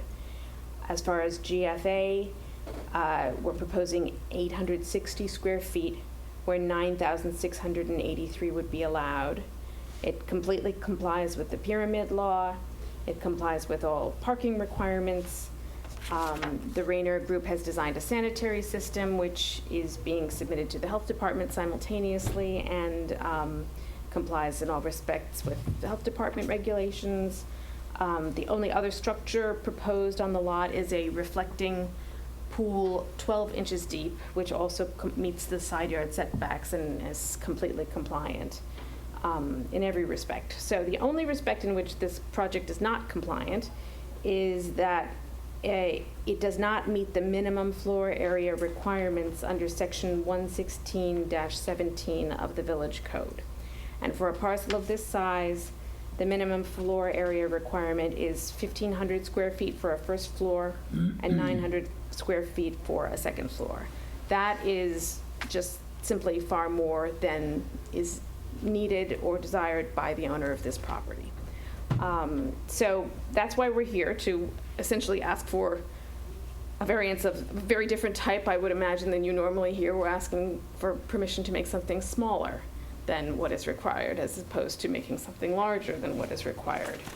And we believe that there is every reason to grant this request. I'm going to refer to the statute. The section 116-17 of the village code, which specifies minimum residential floor area, has a statement of purpose that says, the requirements contained in this section are designed to promote and protect the public health, to prevent overcrowded living conditions, to guard against the development of substandard neighborhoods, to conserve established property values, and to contribute to the general welfare. So those are the reasons that you have minimum residential floor area requirements in this village. And we submit that this project does not interfere or detract in any respect from those purposes. As far as the public health, safety, and welfare, there's an absolutely legitimate concern about overcrowding that this statute addresses, but that issue is also addressed by New York State law, and there is, the New York State has adopted the 2015 International Property Maintenance Code that governs minimum occupancy standards, and that provides,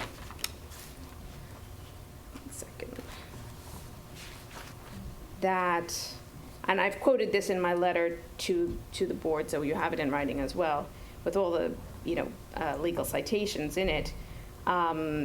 It says every living room shall contain not less than 120 square feet, or 11.2 meters squared, and every bedroom shall contain not less than 70 square feet, or 6.5 meters squared, and every bedroom occupied by more than one person shall contain not less than 50 square feet, or 4.6 meters squared, of floor area for each occupant thereof. So what we have proposed, and Siamak Sami, who is here and who is the project architect, will go through the design with you, but we have on the first floor a kitchen living room of 430 square feet, many multiples of what the New York State code requires, and on the second floor, one bedroom of 430 square feet, again, many multiples of what the New York State code requires. So as far as safety, overcrowding, those issues are really not raised whatsoever by this proposal. The structure is completely safe in every way and totally compliant with state law. So, as I'm sure the board is aware, there are 5 factors that to be considered under the village law in granting a variance. The first being that there be no undesirable change in the character of the neighborhood. Now, this parcel is a flag lot. It cannot be seen from any street. This structure will be first of all, it's so far set back, and the existing and proposed many layers of tree screening are such that it will not be visible from any of the neighbors' properties either, except the property of Mrs. Ty directly to the north. So that's number one. All neighbors have expressed support for this application. It's obviously far less intensive than could be built as of right. And in terms of the character of the neighborhood, we are in the estate section of the Village of Southampton, and as both of the architects will expand on a little bit more, gardens have always traditionally been a very important part of the estate section, and gardens have traditionally contained structures of a variety of sizes.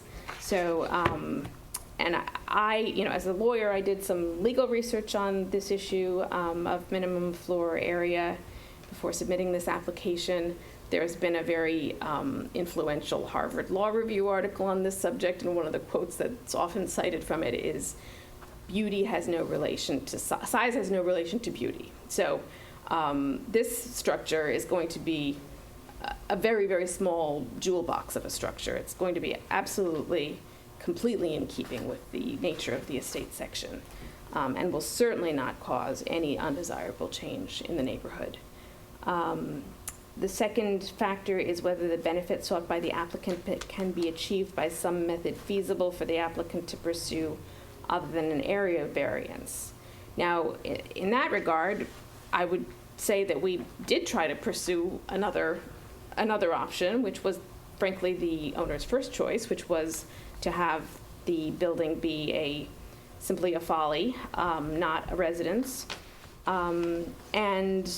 But in order to address the board's concerns and to make it more conforming with zoning, we have redesigned it as a residence, and in doing so, the applicant has agreed to undertake additional costs and time and expense involved in designing and building a sanitary system, a kitchen, a bathroom. These things were not originally proposed, but they are now part of the project. So this we submit is the best way to achieve what the owner desires for the use of this property. Whether the area variance is substantial. Here, I think when you think about the actual square footages that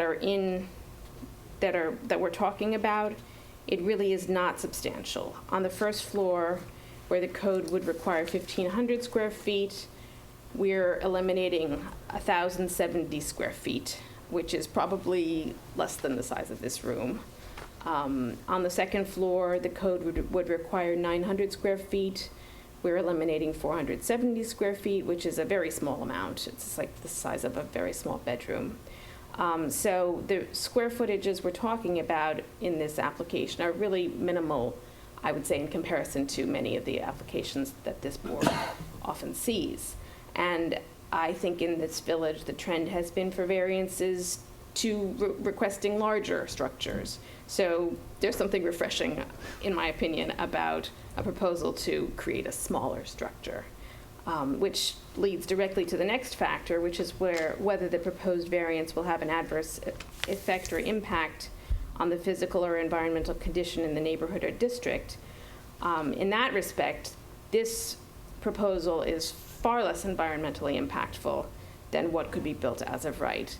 To build a house of the minimum, that would meet the minimum residential floor area would require many more materials, much more conditioned space, much more heated space, much more maintenance.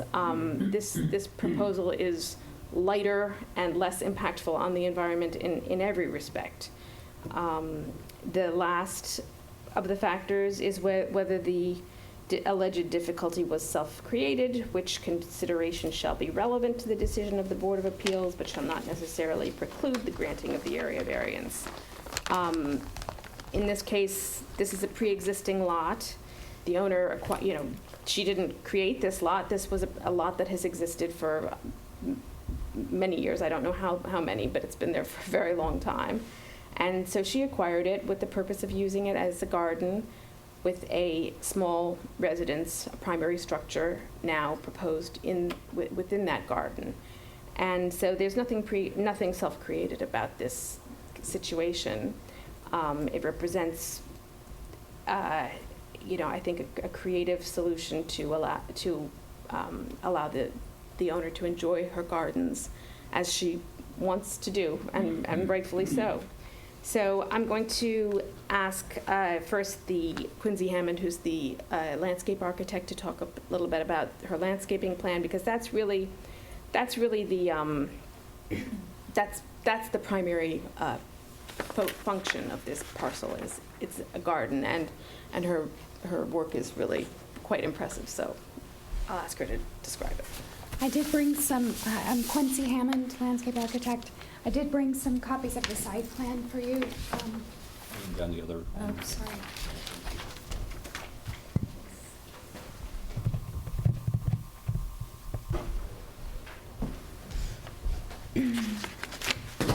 Just as an aside, is this reflecting pool is now 12 inches? Does that make it not a pool? Not a pool. Less than 12. Less than what? Less than 18? I think it's 18 inches.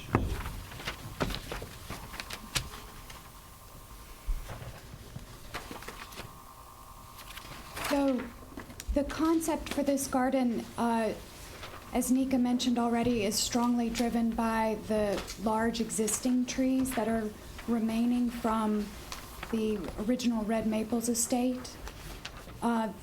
There are quite a number of large trees, large lindens, large Chamaecyparis, Cryptomeria, Hinoki cypress, and it is our goal to preserve all of these trees within any development of this garden, and also bring in new substantially sized trees, different types of Japanese maples on the northern part of the garden.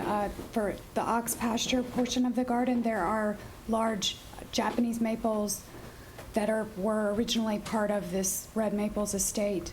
So we're bringing in new trees that are in keeping with the original concept from 1905. We are also adding layers of evergreen screening around the perimeter for privacy for the neighbors.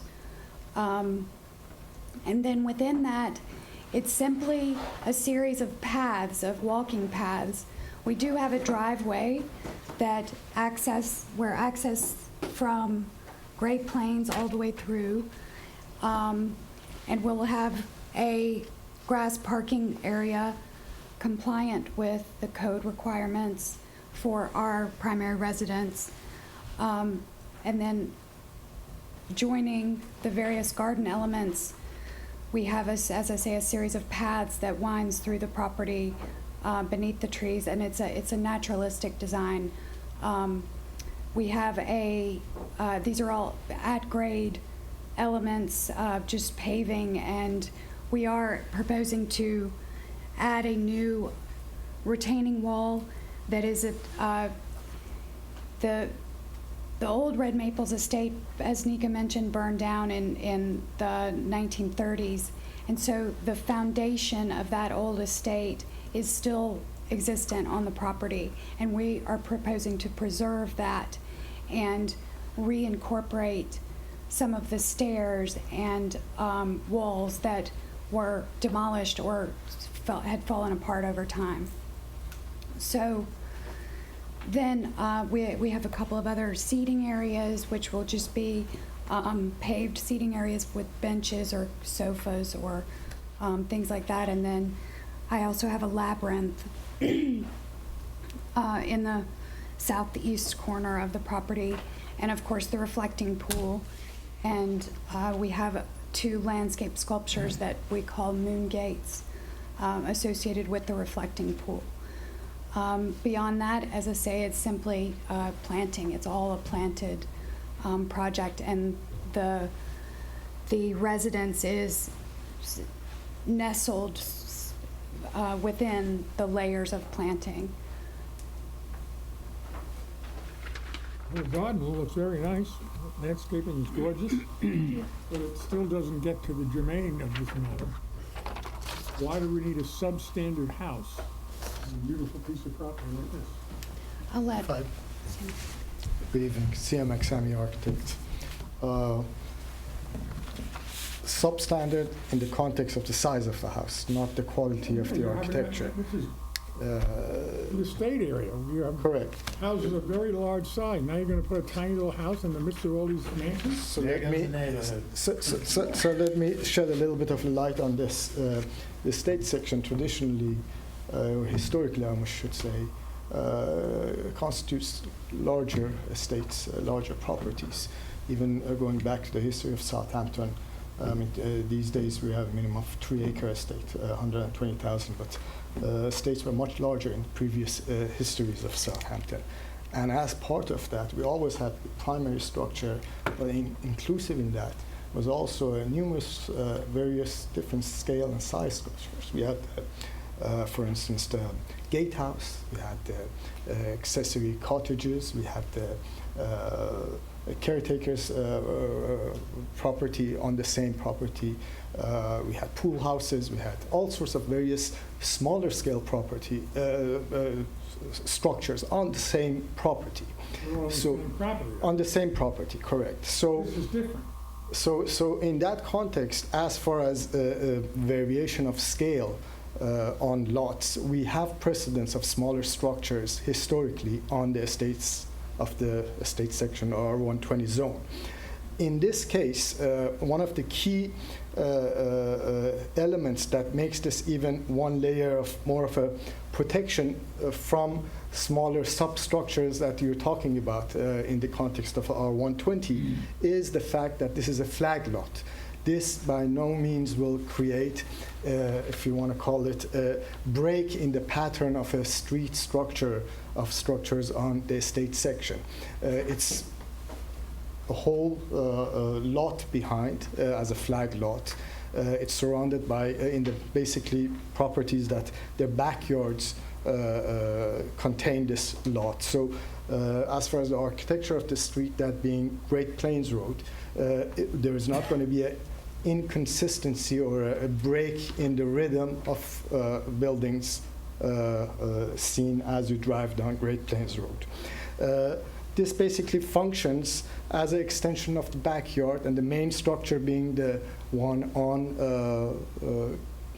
Ox Pasture Road. Yes, it's 2 separate lots, but it's an extension of the lot as far as its usage of the Ox Pasture lot. It's a garden lot. It's basically layers of planting with an open space in the center of it, and this building basically is on the edge of that open space. As mentioned, 105 feet from the front yard setback of it and 70 feet from the side yard setback of it. So there's no effect in that sense on the public aspects of the streetscape. You have the right to have if you have this, you have the right to have an accessory building. Is that going to be in scale? You don't have a greenhouse anymore, which you had in the Folly situation, I think. We did not have a greenhouse in the Folly situation. There was a planting area and such. It was a potting shed, correct. Okay. It was a potting shed. So anyway, are you planning an accessory building on this property? We're planning an accessory building. Well, technically, as far as zoning, it's a primary structure.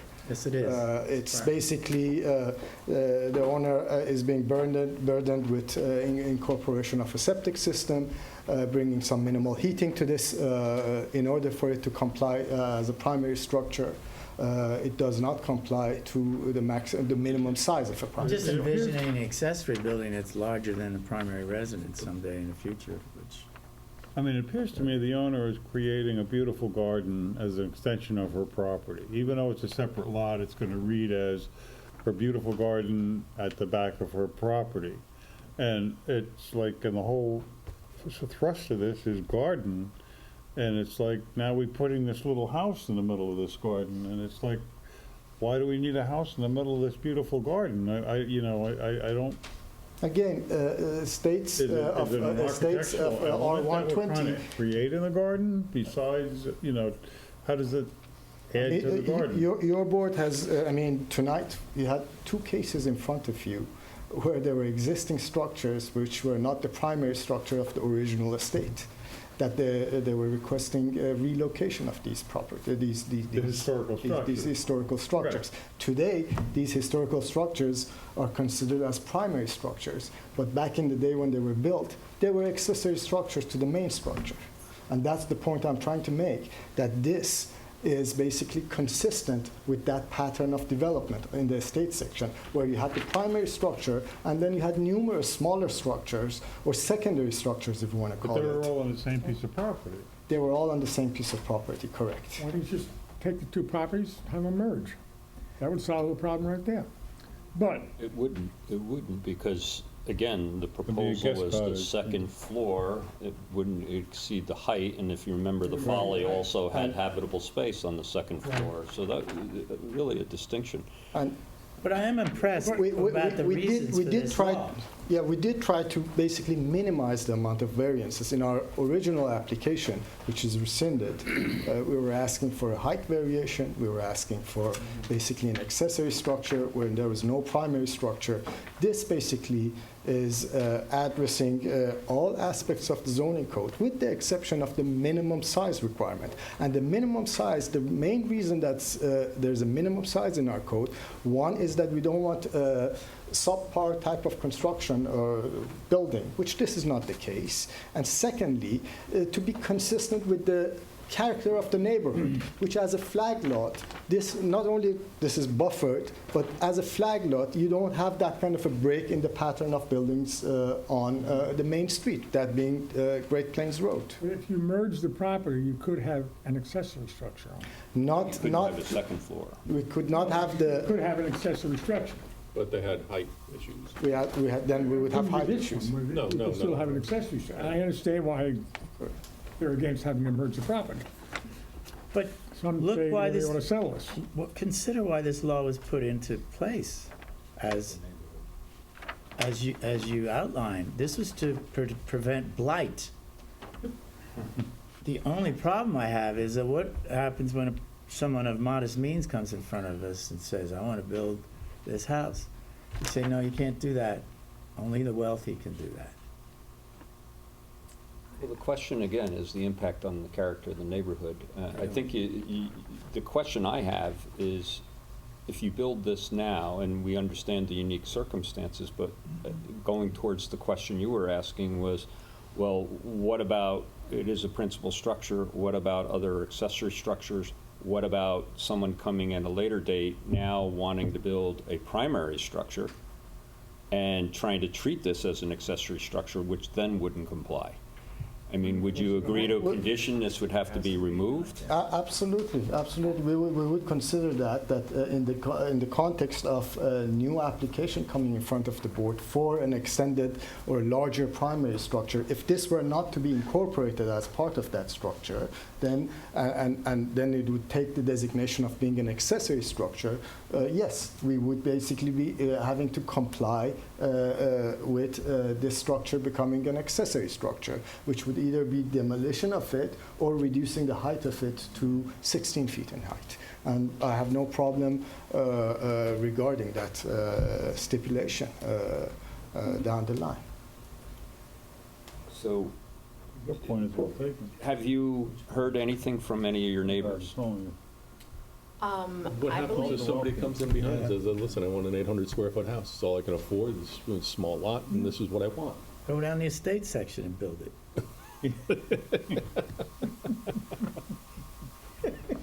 Problematic. Oh, You see that we have a problem with this? but there's a reason why the law was made, and, But again, I think the question is, are you protecting the health, safety, and welfare as far as, you represented that it meets the state building code, which the village applies as far as all the habitable space within this structure. So all we have is this zoning provision that was there to protect the character of the neighborhood. Do you have a basement? In that, would this No. promote, in this R120, smaller than normal houses? I can see a great distinction if somebody came in on a half-acre lot and wanted to build a smaller house in a different neighborhood. Here, you're not impacting, at least the visual aesthetics along the main street, the character of the neighborhood, it's whatever, and if you... It's unique, yeah. It's unique, and I think if you had conditions, because to me, it's the future. Are you going to end up with this as an accessory structure when that's not what you wanted in the first place? Or you can have two COs. Exactly. You don't want an accessory structure that's 2 stories in height with habitable space in it. So if this is to be removed or converted at a future date, that would, clearly, if you're inclined to grant this, that, in my opinion, that has to be a condition. But the real question is the impact. I mean, your client is to the north. I thought I saw Correct. something in here saying your client is to the west, and that may be just direction. But your client is to the north here, right? yes, to the And north, where do they get access? Off of from another street? pasture. Okay. Although, And- actually, I should note that my client's 2 parcels to the north have a deeded easement. Prior to her acquiring this property, had a deeded easement through this property. So had the right to take access as well from Great Plains. So have you heard anything from your neighbor to the south or to the Mr. west? Sami is one of the neighbors. I'm one of the neighbors Yes. to the west of this property, and I can tell you that... PARILLC? Yes, PARI LLC, and I can tell you that not only I do not see this structure if it were to be built, but since the past few weeks, there has been a new planting of old growth trees all along the property line, 2 layers of them. So there's no sighting of this structure if it were to be built from my property. I have no problem with it. Same thing goes with the property to the north, that basically this is buffered by 3 or 4 layers of mature trees on this property. And I think that Quincy has some pictures here, actually, which we can give you a little bit of an idea of the scale of some of these existing trees. The only open space would be the lawn in the center of this court, and that lawn is about 150 or so from the perimeter of the property, and backs into the rear yard of the neighboring properties, which again, there's no neighboring house sitting next to this to look into it. I think it's important for the board to go back, and this particular section of the code has a purpose statement, and that was read by council. Just to repeat, the requirements contained in this section are to promote and protect the public health, prevent overcrowded living conditions, to guard against development of substandard neighborhoods, to conserve established property values, and to contribute to the general welfare. So when you go here, and yes, it's smaller, but I think if you look at the quality of the construction, the uniqueness, you can certainly, I can see that this wouldn't establish precedential value as somebody coming in a different neighborhood, coming in with a different form of construction, and say that you're not doing something, you're guarding against the development of a substandard neighborhood. I don't see this neighborhood, because of the structure and because of the quality and the conditions, that you're having a detrimental impact on the quality of the I still don't understand why they can't enjoy the garden without building this. Well, they could do Number that, 2 but the follow. question is they want the structure. The question is the compliance would be to build a bigger structure. So what, in a way, Or no you know, structure at all, that's what. right now, No the structure at landowner, all, yeah. but that doesn't meet their objectives. The question is right now, their option is to build a bigger structure. I don't And what really you're see what their promoting is objective less is. density Doesn't and help to not enjoy the development garden. of this in the interim. The does. grounds are beautiful. Sometimes it might be cold some days. Maybe she wants to enjoy the garden all year. That's exactly right. This is basically a garden behind the I garden. mean, I see it functioning sort of as an accessory guest cottage or a landscaper's cottage. I mean, now that you have a structure in the middle of this garden and you're making it with a kitchen and a bathroom and a bedroom, that someone is now going to live or use I'd it. like to bring your attention to that. Our original application was as an accessory structure with no heat, no kitchen, no bathroom. So our intention originally and ultimately is not for anybody to really permanently occupy this structure. In order for a structure to comply as a primary structure, we had to provide the septic, the bathroom, and the kitchenette, if you may. And again, as far as what you mentioned, accessing the garden, we're talking about 2 lengths of a garden to access this. 2 lengths of a garden. It's the garden of the main building, which is sitting on ox pasture with a rear yard garden, and then this garden beyond that. So it's quite a trek. So enjoying that garden, basically, this becomes a little rest area, if you may, for enjoying the garden. How about a park bench? You can sit on a park bench and enjoy it. Well, yes, you can sit on a park bench, but there's nothing to say that we cannot provide a small area where one can sit down and even in a spring or a fall where the weather is a little bit cooler, enjoy their garden. Going back to what both Nika and Wayne read, we are not creating a substandard structure. I'm not saying here. that the construction is substandard, the size is substandard. What is substandard about size? I'm sort You of. read the code, what is supposed to be 1,500 square She feet. read what the purpose of the Yes, but the code is. purpose of that is in order to not create blight in a neighborhood. We are not creating blight in a neighborhood. If anything, we are improving the neighborhood because we have more open space. Well, I think that's one of the things that's attractive about this is that you're just not overbuilding another 12,000 square foot Correct. house and pool and tennis court and a garage and pool house, and it's just a nondescript little building on the back of your property. Even though it's 2 separate pieces of property, it reads as one piece of property. So, you know, I can see the attractiveness of it. I mean, as far as the values of neighboring properties, well, I'm a neighbor. I would prefer to see a smaller structure there rather than a 12,000 square foot structure. How would With that the- affect? all the With all the accessories? accessories and whatever else that comes with it. So in that sense, this improves my property, which is a neighbor over there. It is up to the standards of construction as far as the architecture. Basically, it's the same language as the main structure on Ox Pasture, which is the Red Maple estate, and that's built to the highest standards of construction. Well, one of the problems now is that if we grant this, and now you have a home on this property, now you're entitled to accessory structures on the property with the condition that there be no other accessory structures? We are open to putting conditions as far as, I mean, with Such all. as a tennis court or a swimming pool or a Or a shed. garage or a workshop, you know, just so that this house is it on the property. We're open to basically.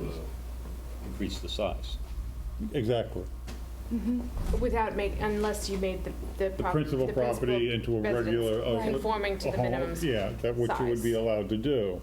Yes. I believe that would be acceptable. Other than the accessory structures, in a sense that they're proposing on the plan, right, like no the other- reflecting pool and things of that Right, sort. right. Correct. What's the fuel? The fuel, again, typical to the previous application, it's going to be a radiant heat and a fireplace. Electric? Electric.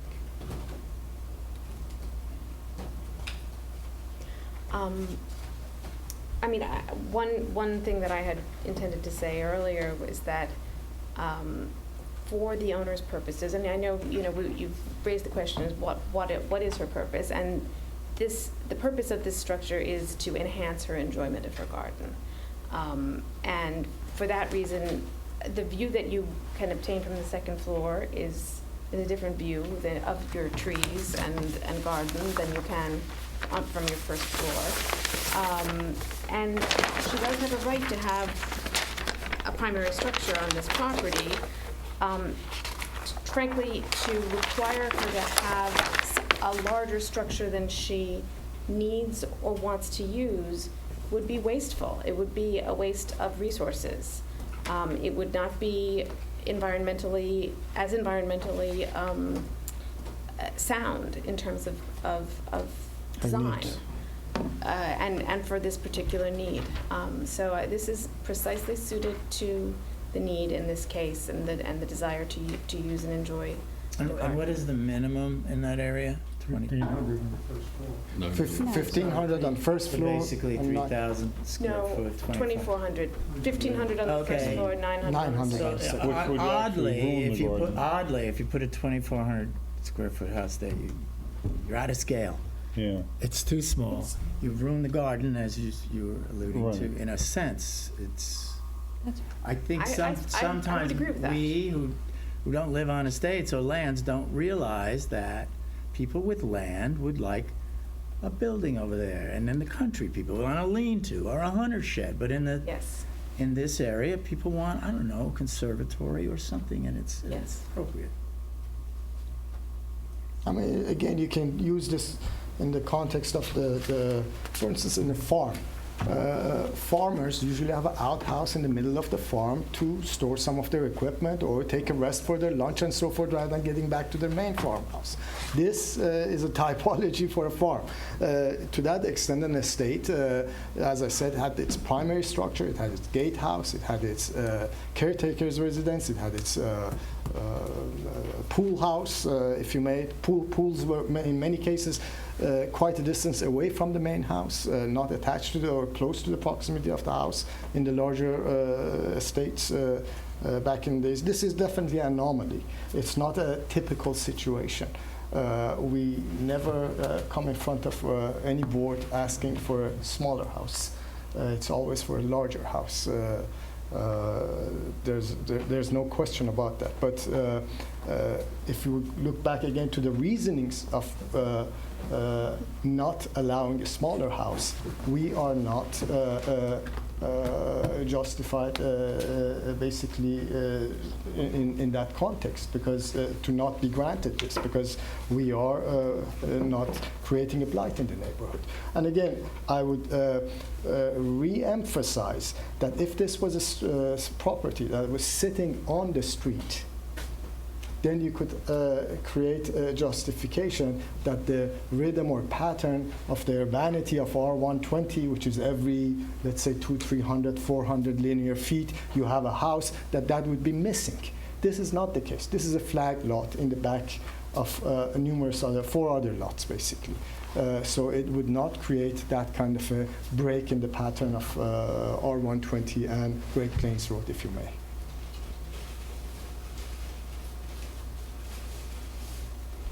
Well, we don't require anything further, is that correct?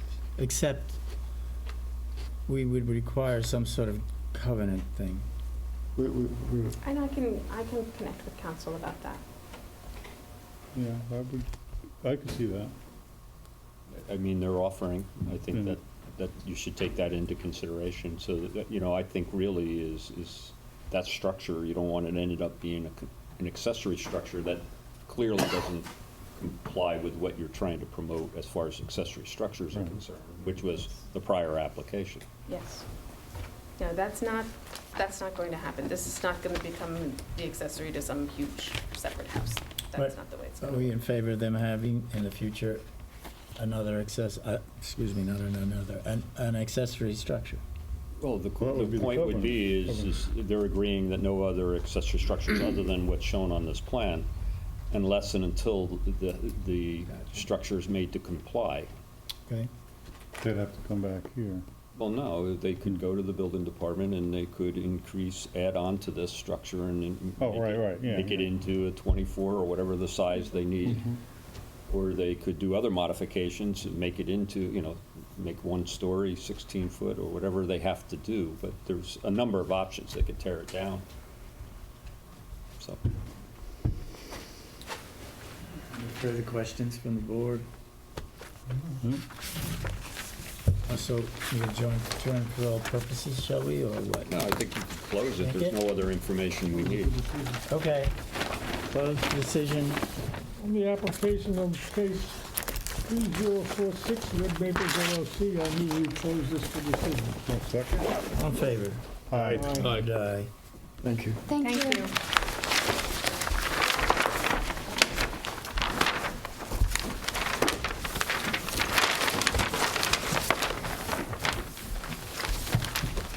Yes.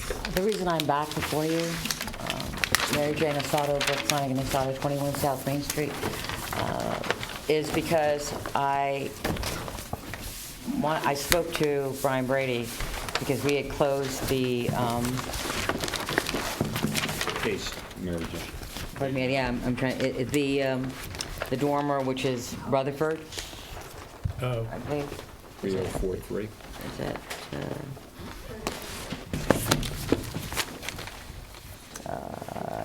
Yes, it's 30, case 3043.